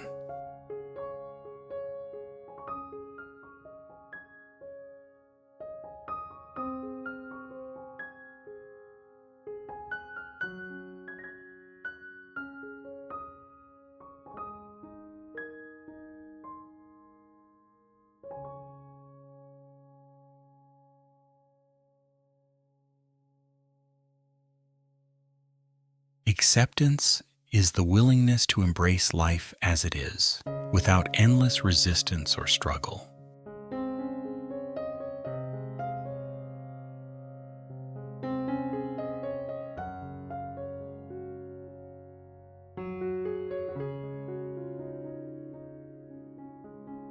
Together they open the heart to peace.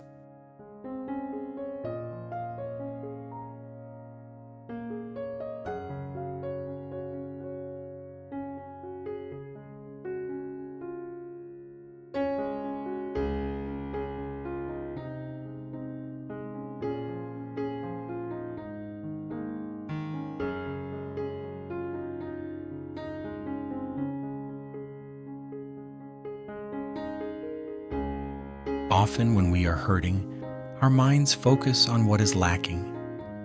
We replay disappointments. We dwell on what went wrong. We long for what could have been.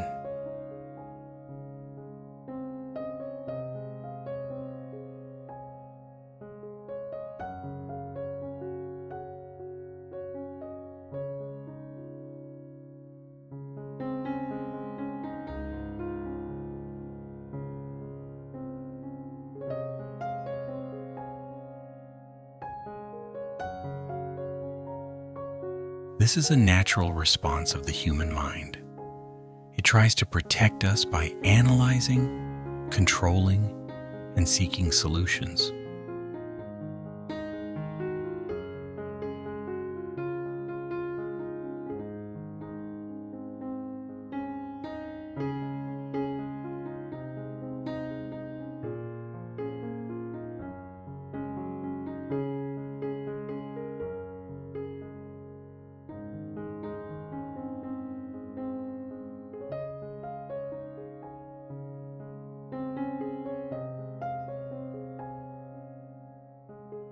But sometimes, this very striving becomes the source of our suffering.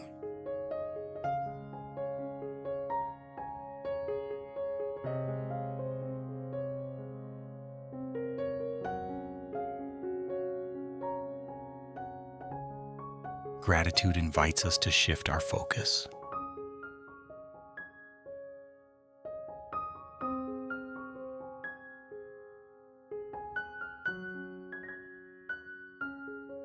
Instead of what is missing, we gently notice what is present.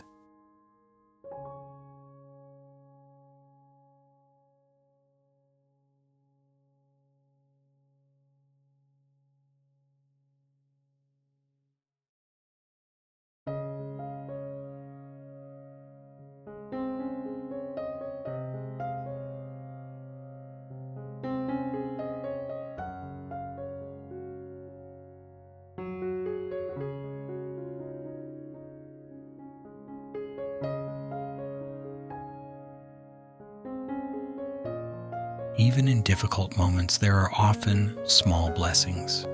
The warmth of the sun on your face, the comfort of a soft blanket, a kind word from a friend, the simple act of breathing.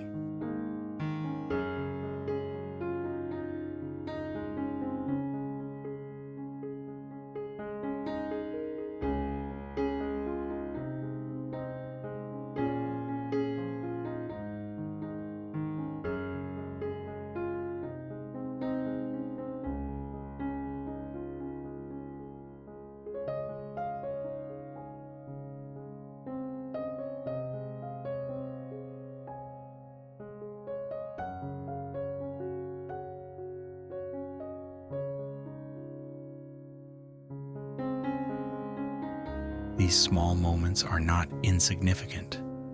They are reminders that life still offers sweetness, even in sorrow.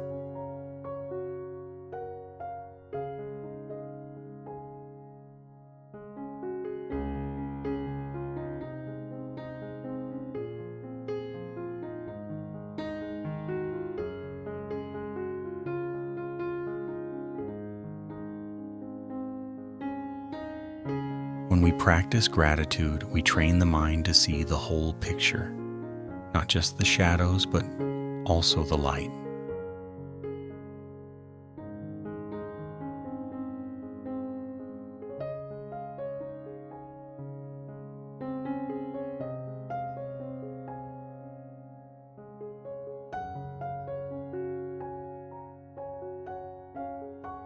Each morning, you might begin by silently naming 3 things you are grateful for.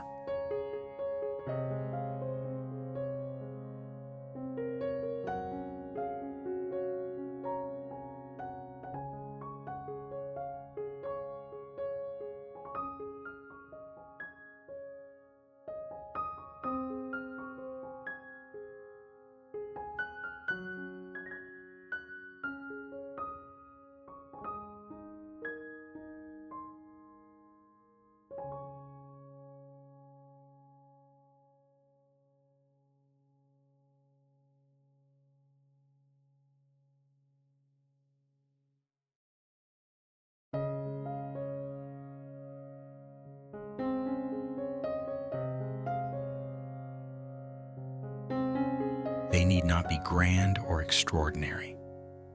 I am grateful for this breath. I am grateful for the roof over my head. I am grateful for the chance to begin again.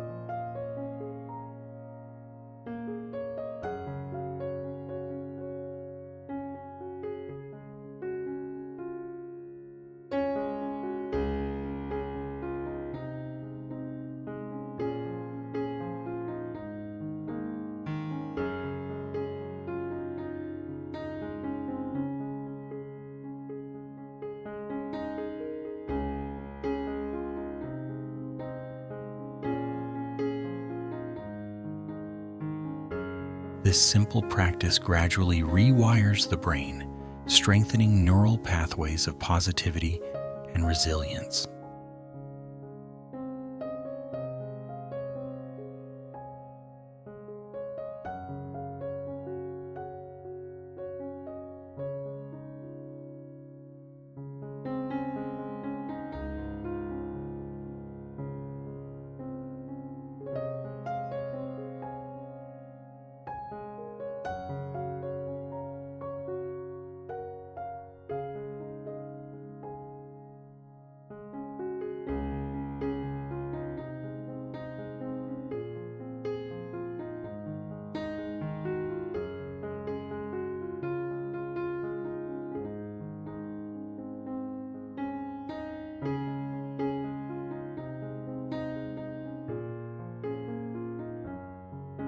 Gratitude does not deny pain.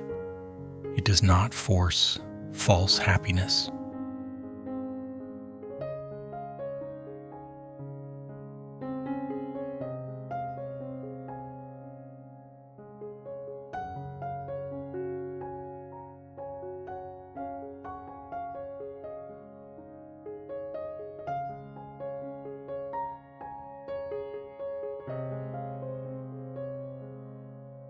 Rather, it holds both joy and sorrow with open arms, allowing them to coexist.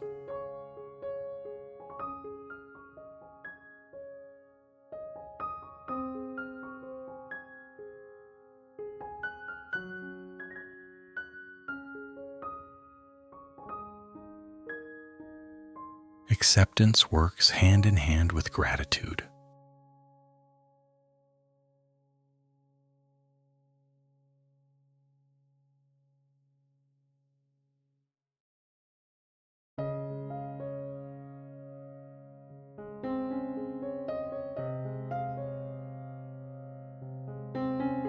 Acceptance does not mean we approve of everything that happens.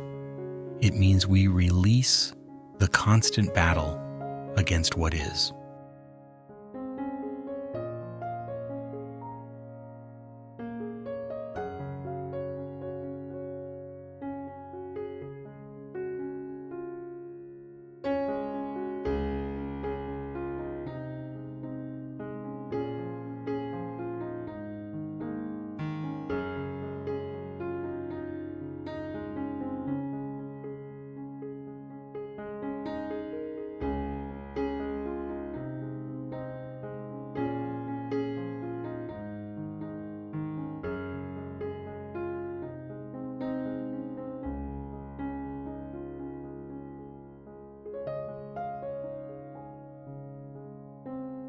Life brings both joy and suffering. We cannot control every event, but we can choose how we respond.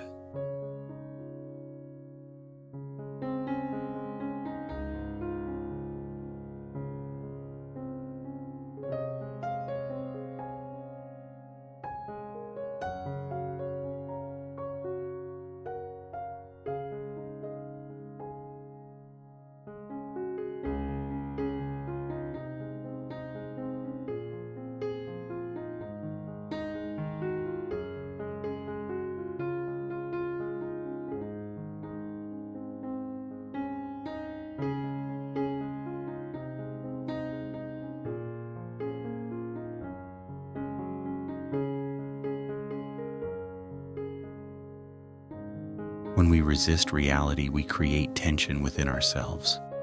We say, "This should not be happening," and we suffer twice, once from the event itself, and again from our resistance.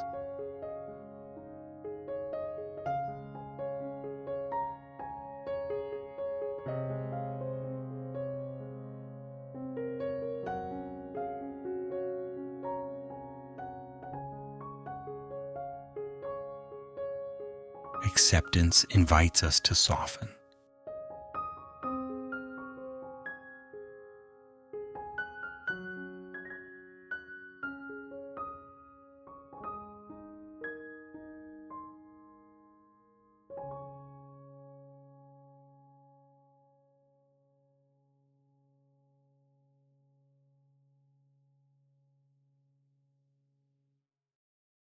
It whispers, "This is what is here right now. I may not like it, but I can allow it to be. I can meet this moment with grace."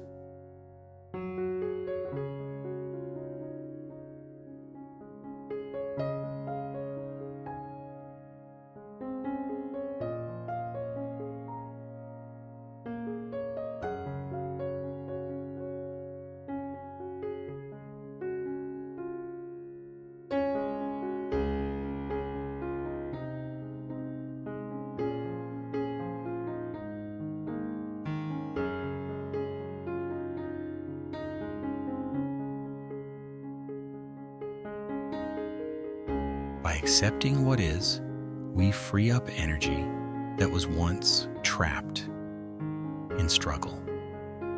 That energy can then be directed toward healing, learning, and growth.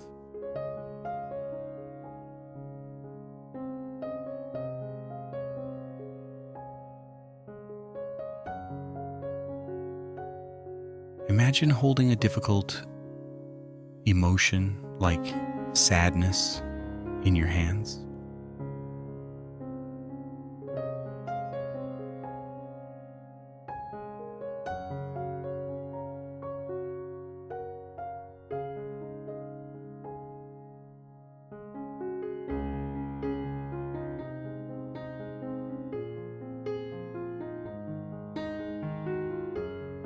Instead of pushing it away, you gently cradle it as you would a crying child.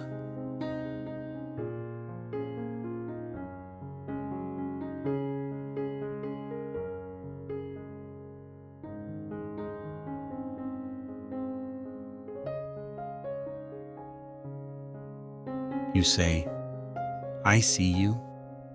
It's okay to feel this. I am here with you."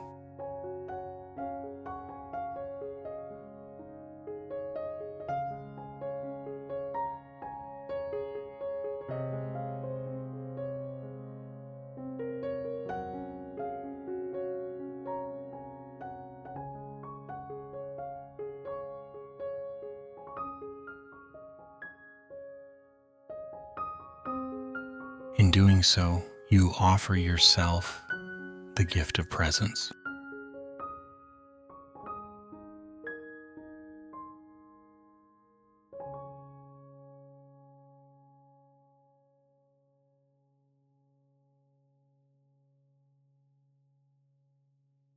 You become your own source of comfort.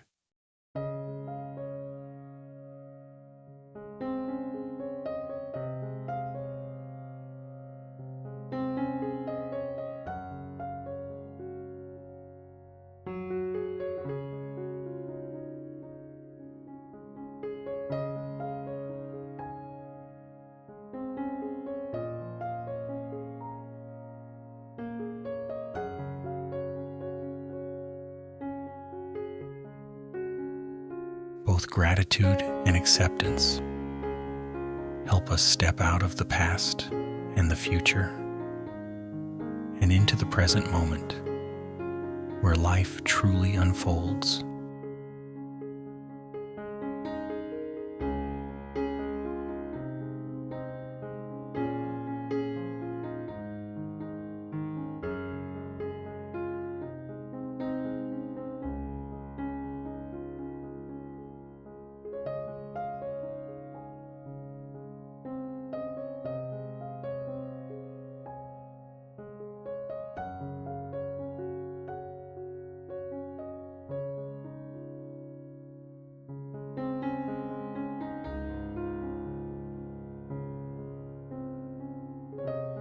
When we anchor ourselves in the now, we find peace, not because everything is perfect, but because we have stopped fighting what we cannot change.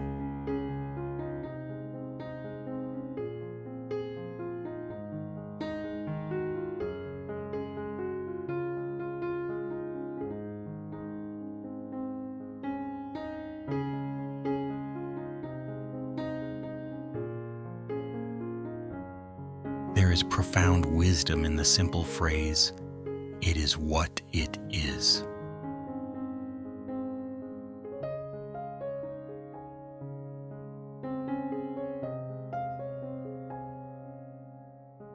This is not resignation, it is clarity, it is peace.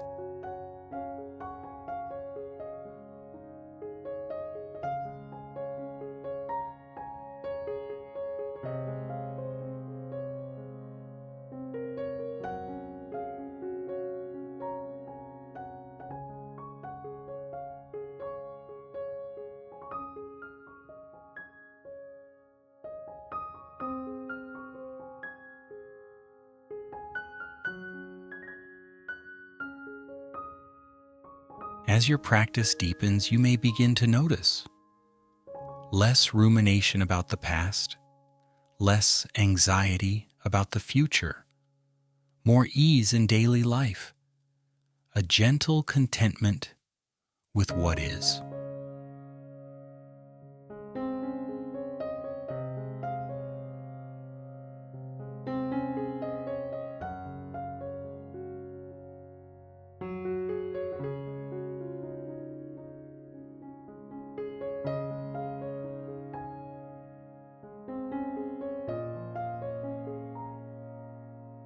You may even discover beauty in imperfection, in the cracks and scars that tell your story.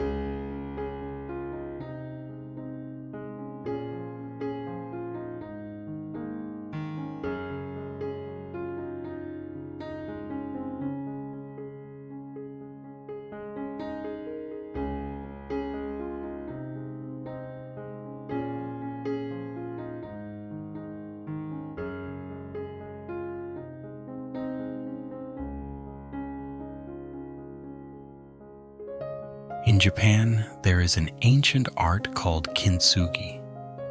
When a bowl breaks, it is repaired with gold, making the cracks visible and beautiful.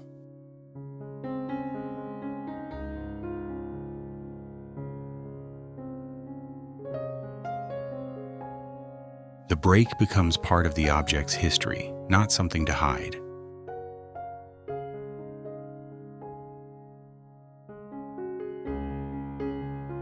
So too with us.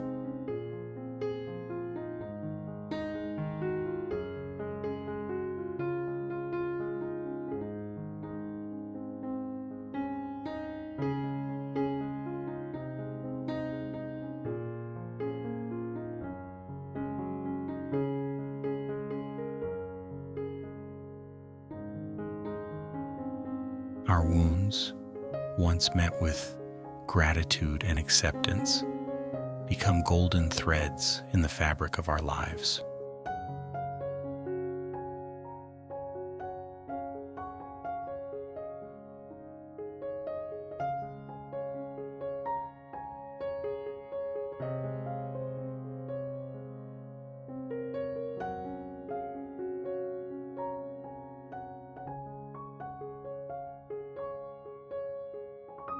They remind us of our strength, our growth, and our humanity.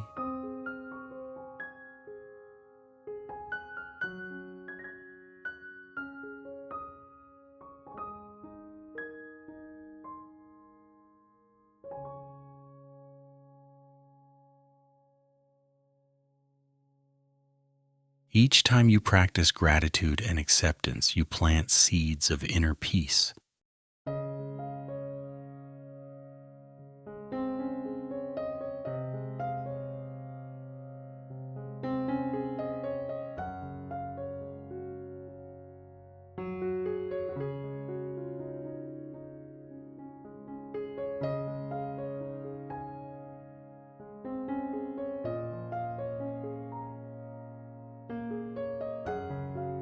Over time, these seeds blossom into a deep, unshakable serenity, a calm that endures even amidst life's storms.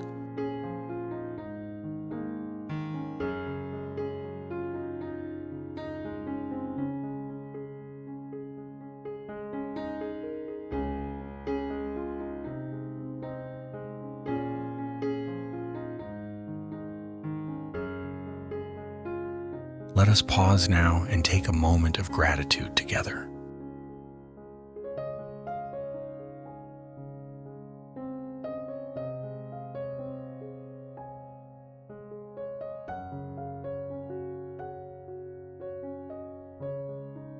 Close your eyes if you feel comfortable.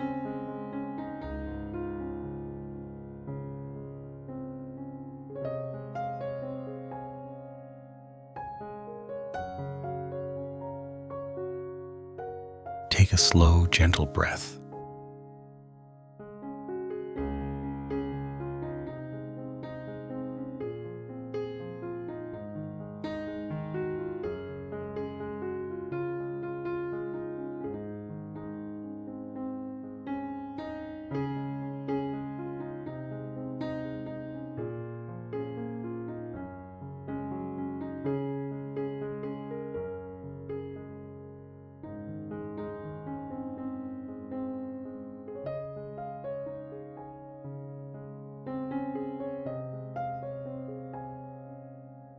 And silently whisper to yourself, I am grateful for this moment.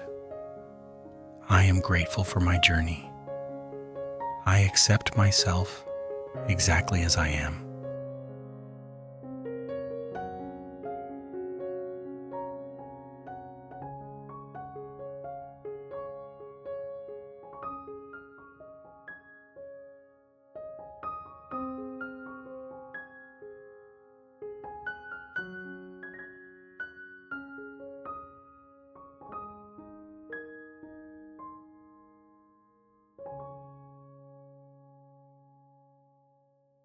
Breathe this truth into your heart.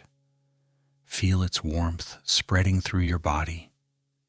You are safe. You are whole. You are exactly where you are meant to be.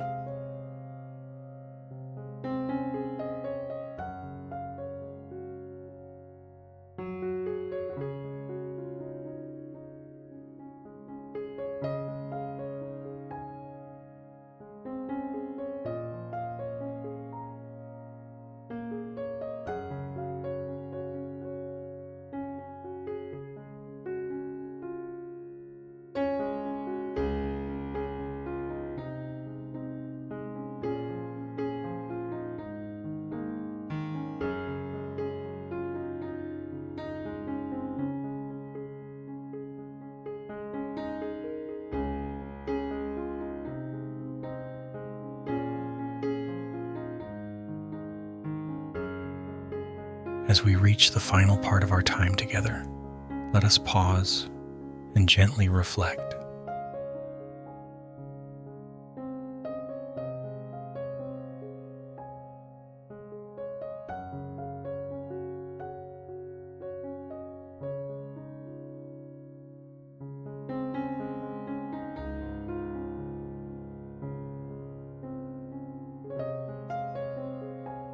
You have walked through many aspects of emotional healing: awareness, letting go, self-compassion, forgiveness, gratitude, and acceptance.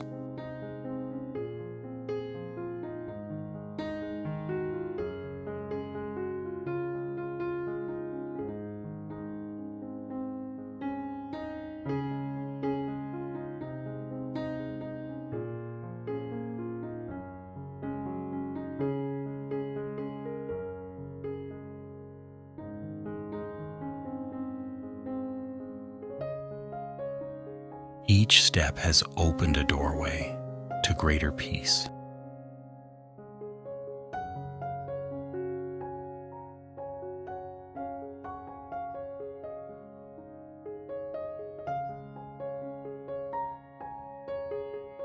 Yet healing is not a destination.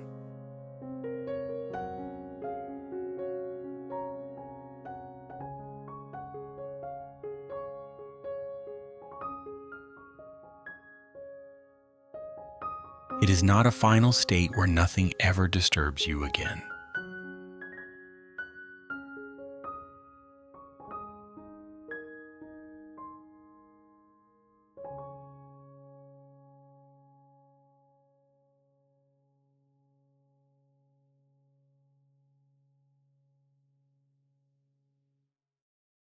Healing is a lifelong journey, a gentle unfolding, moment by moment.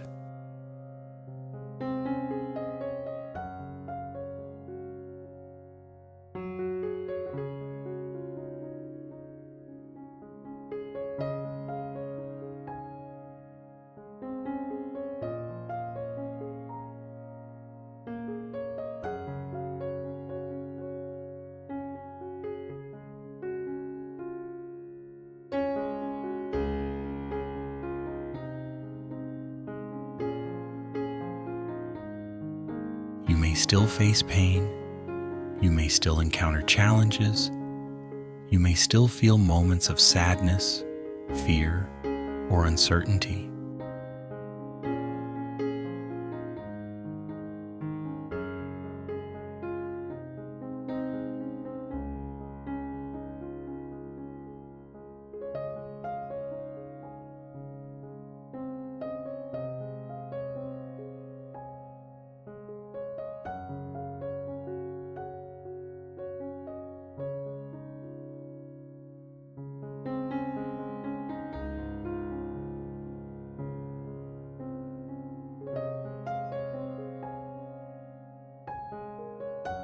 But now you carry new tools, you have cultivated inner resources, you have built a sanctuary within yourself.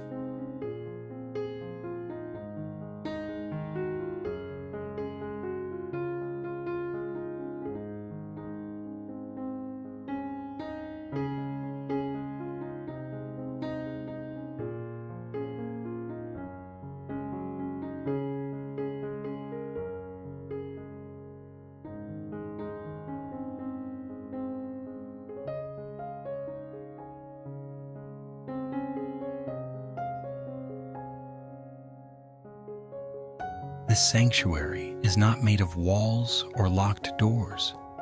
It is made of presence, mindfulness, and loving awareness.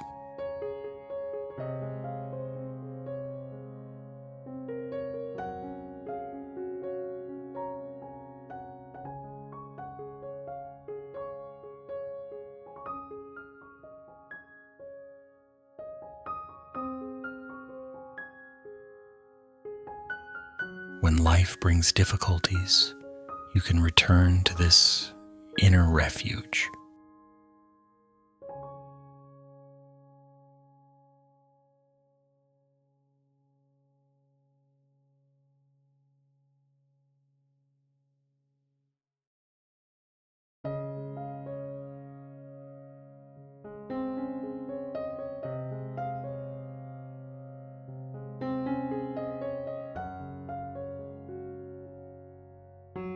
You can pause, breathe, and meet the moment with kindness.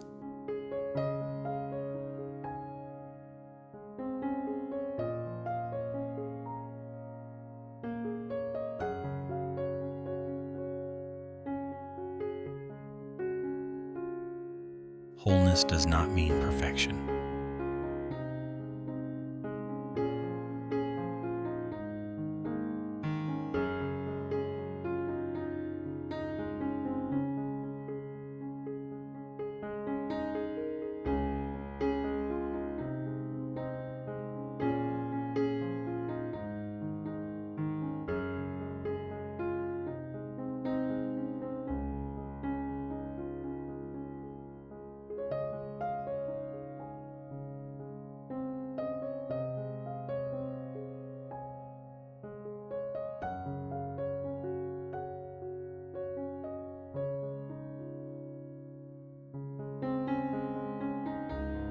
Wholeness means embracing all parts of yourself, your joy and sorrow, your strengths and wounds, your light and shadow.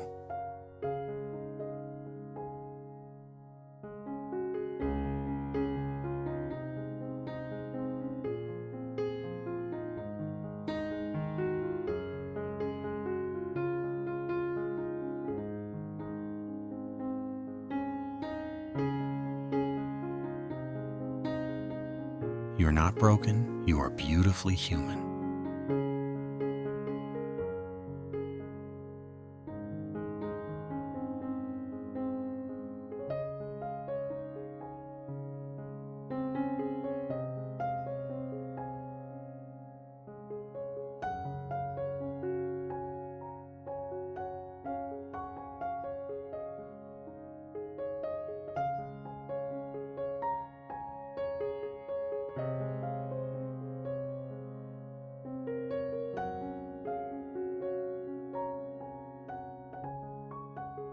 Every scar you carry tells a story of survival and growth.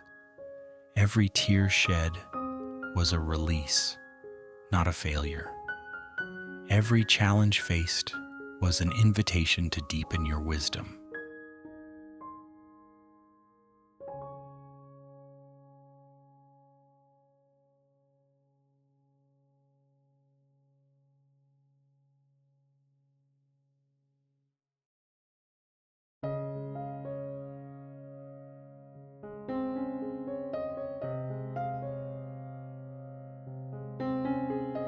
Wholeness means living from this place of deep knowing that you are already enough.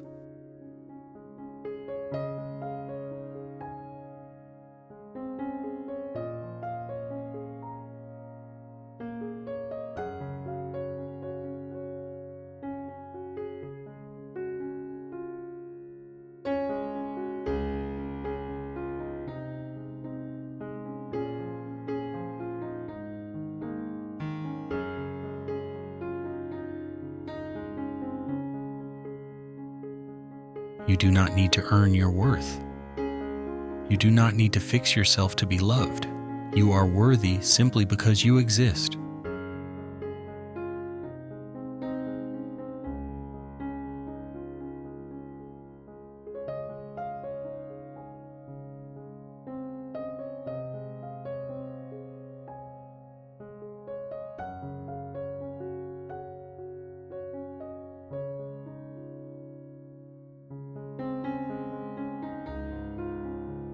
In this space of wholeness, you live with greater ease.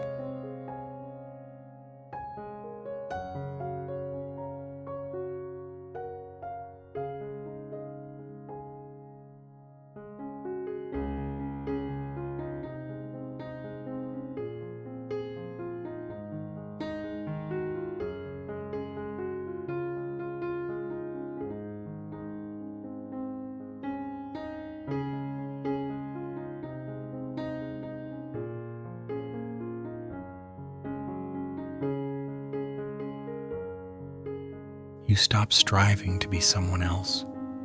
You release the endless chase for approval. You trust your inner wisdom.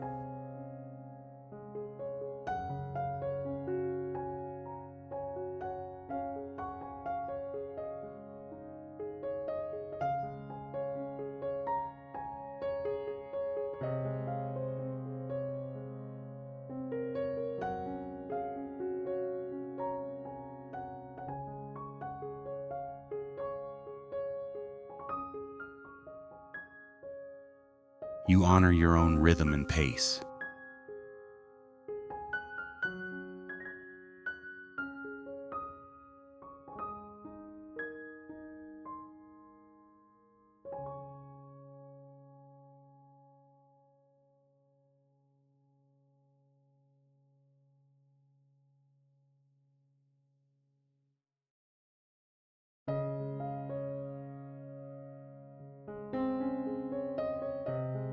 Some days may feel peaceful, others may feel heavy.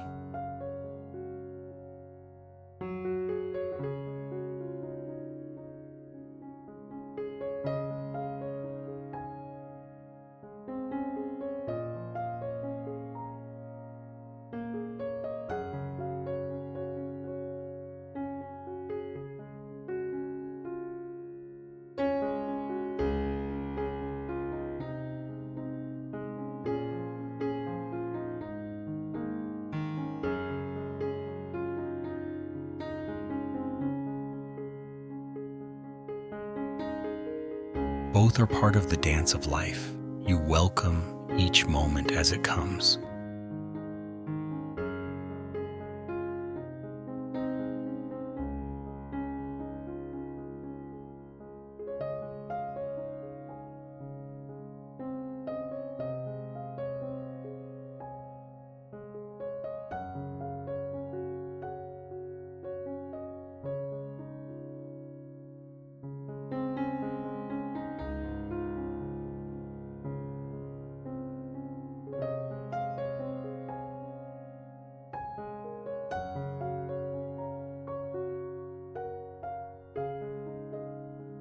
You say, "Today I meet myself with love.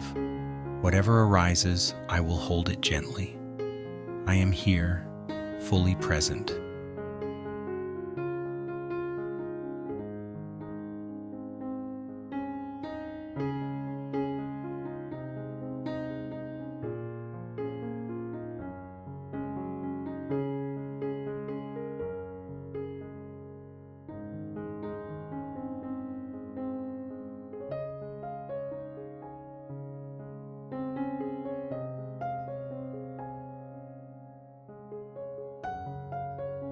In this way, every moment becomes sacred.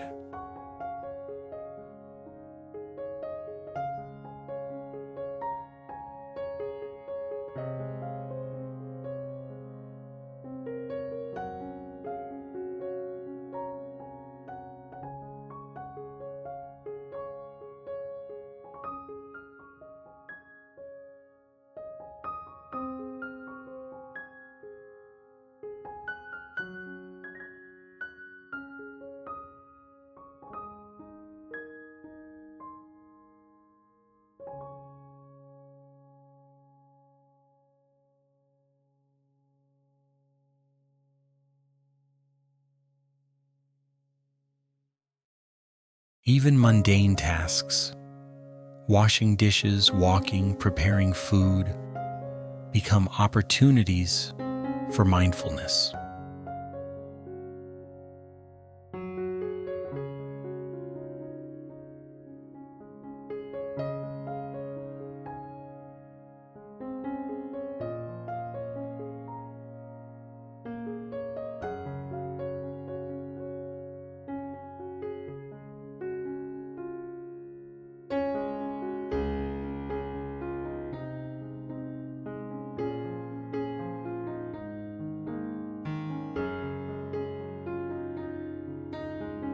Life slows down, the heart opens.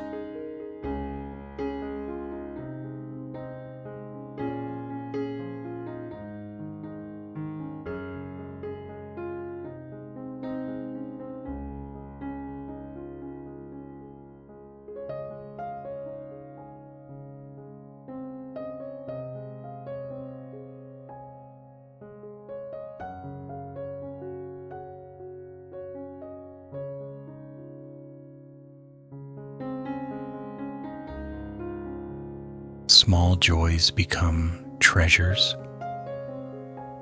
The morning sunlight, the sound of birds, the taste of warm tea, the simple touch of your own breath.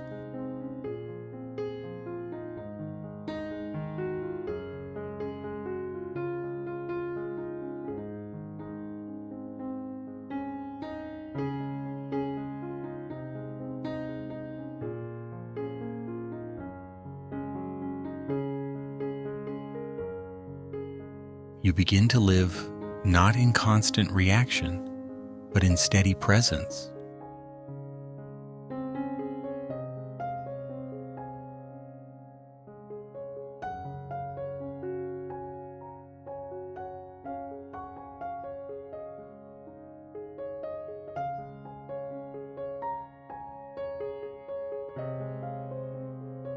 And when storms arise, as they surely will, you no longer fear them.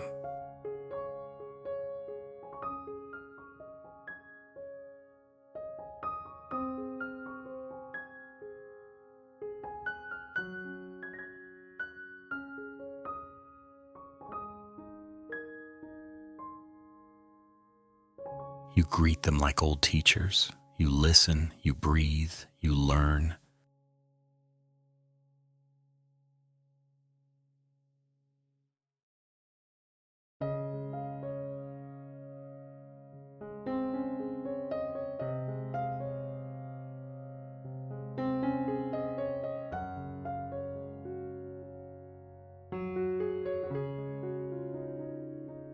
Even in pain, you find meaning. Even in uncertainty, you find trust. Even in endings, you find new beginnings.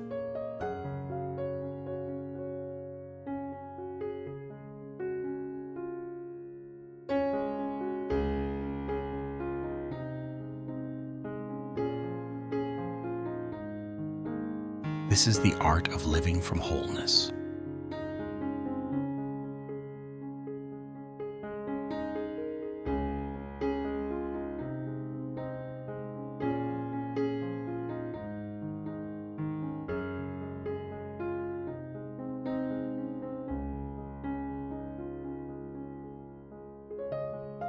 You are no longer chasing peace outside yourself.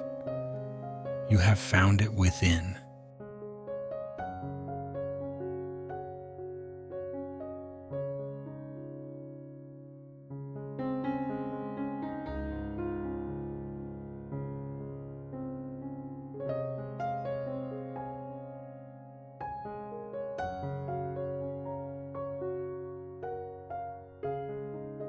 Your healing journey may also inspire others.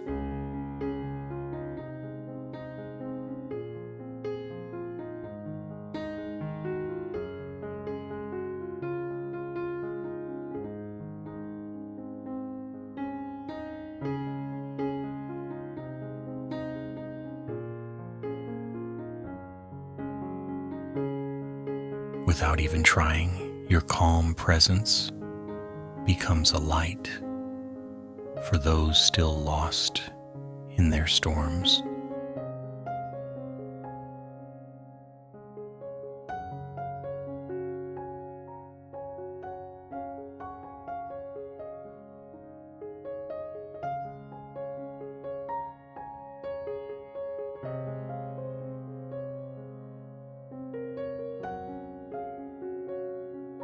You become a safe space, not because you have all the answers, but because you embody gentleness.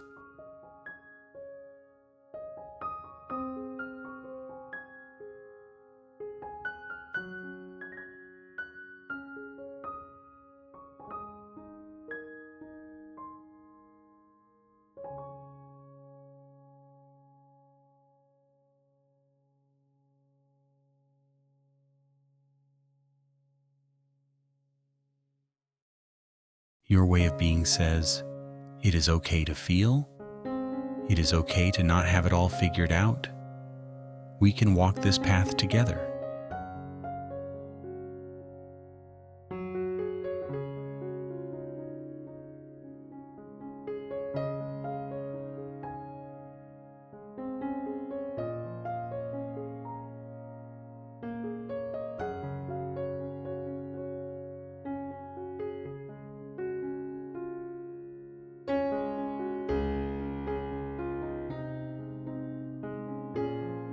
And so the journey continues, not as a struggle, but as a sacred unfolding.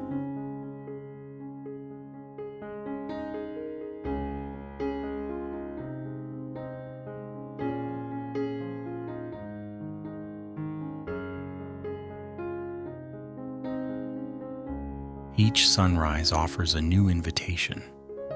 Each breath offers a new beginning.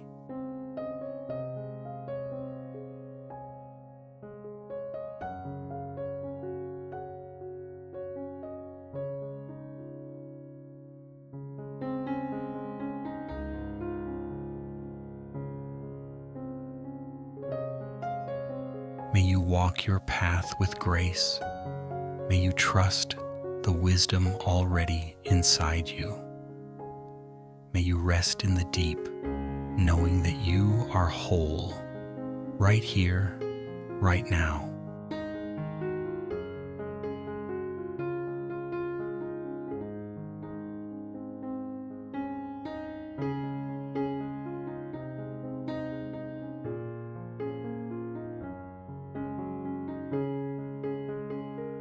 As we close this practice together, place your hand gently over your heart.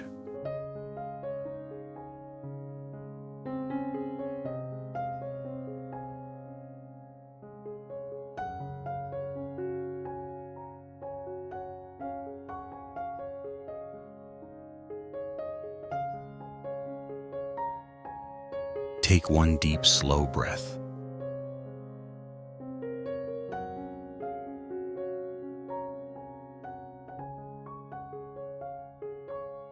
And silently say, I am enough.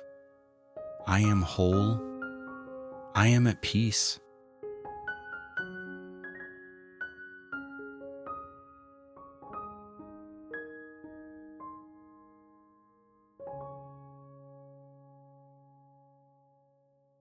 Carry this truth with you like a quiet flame that lights your way forward.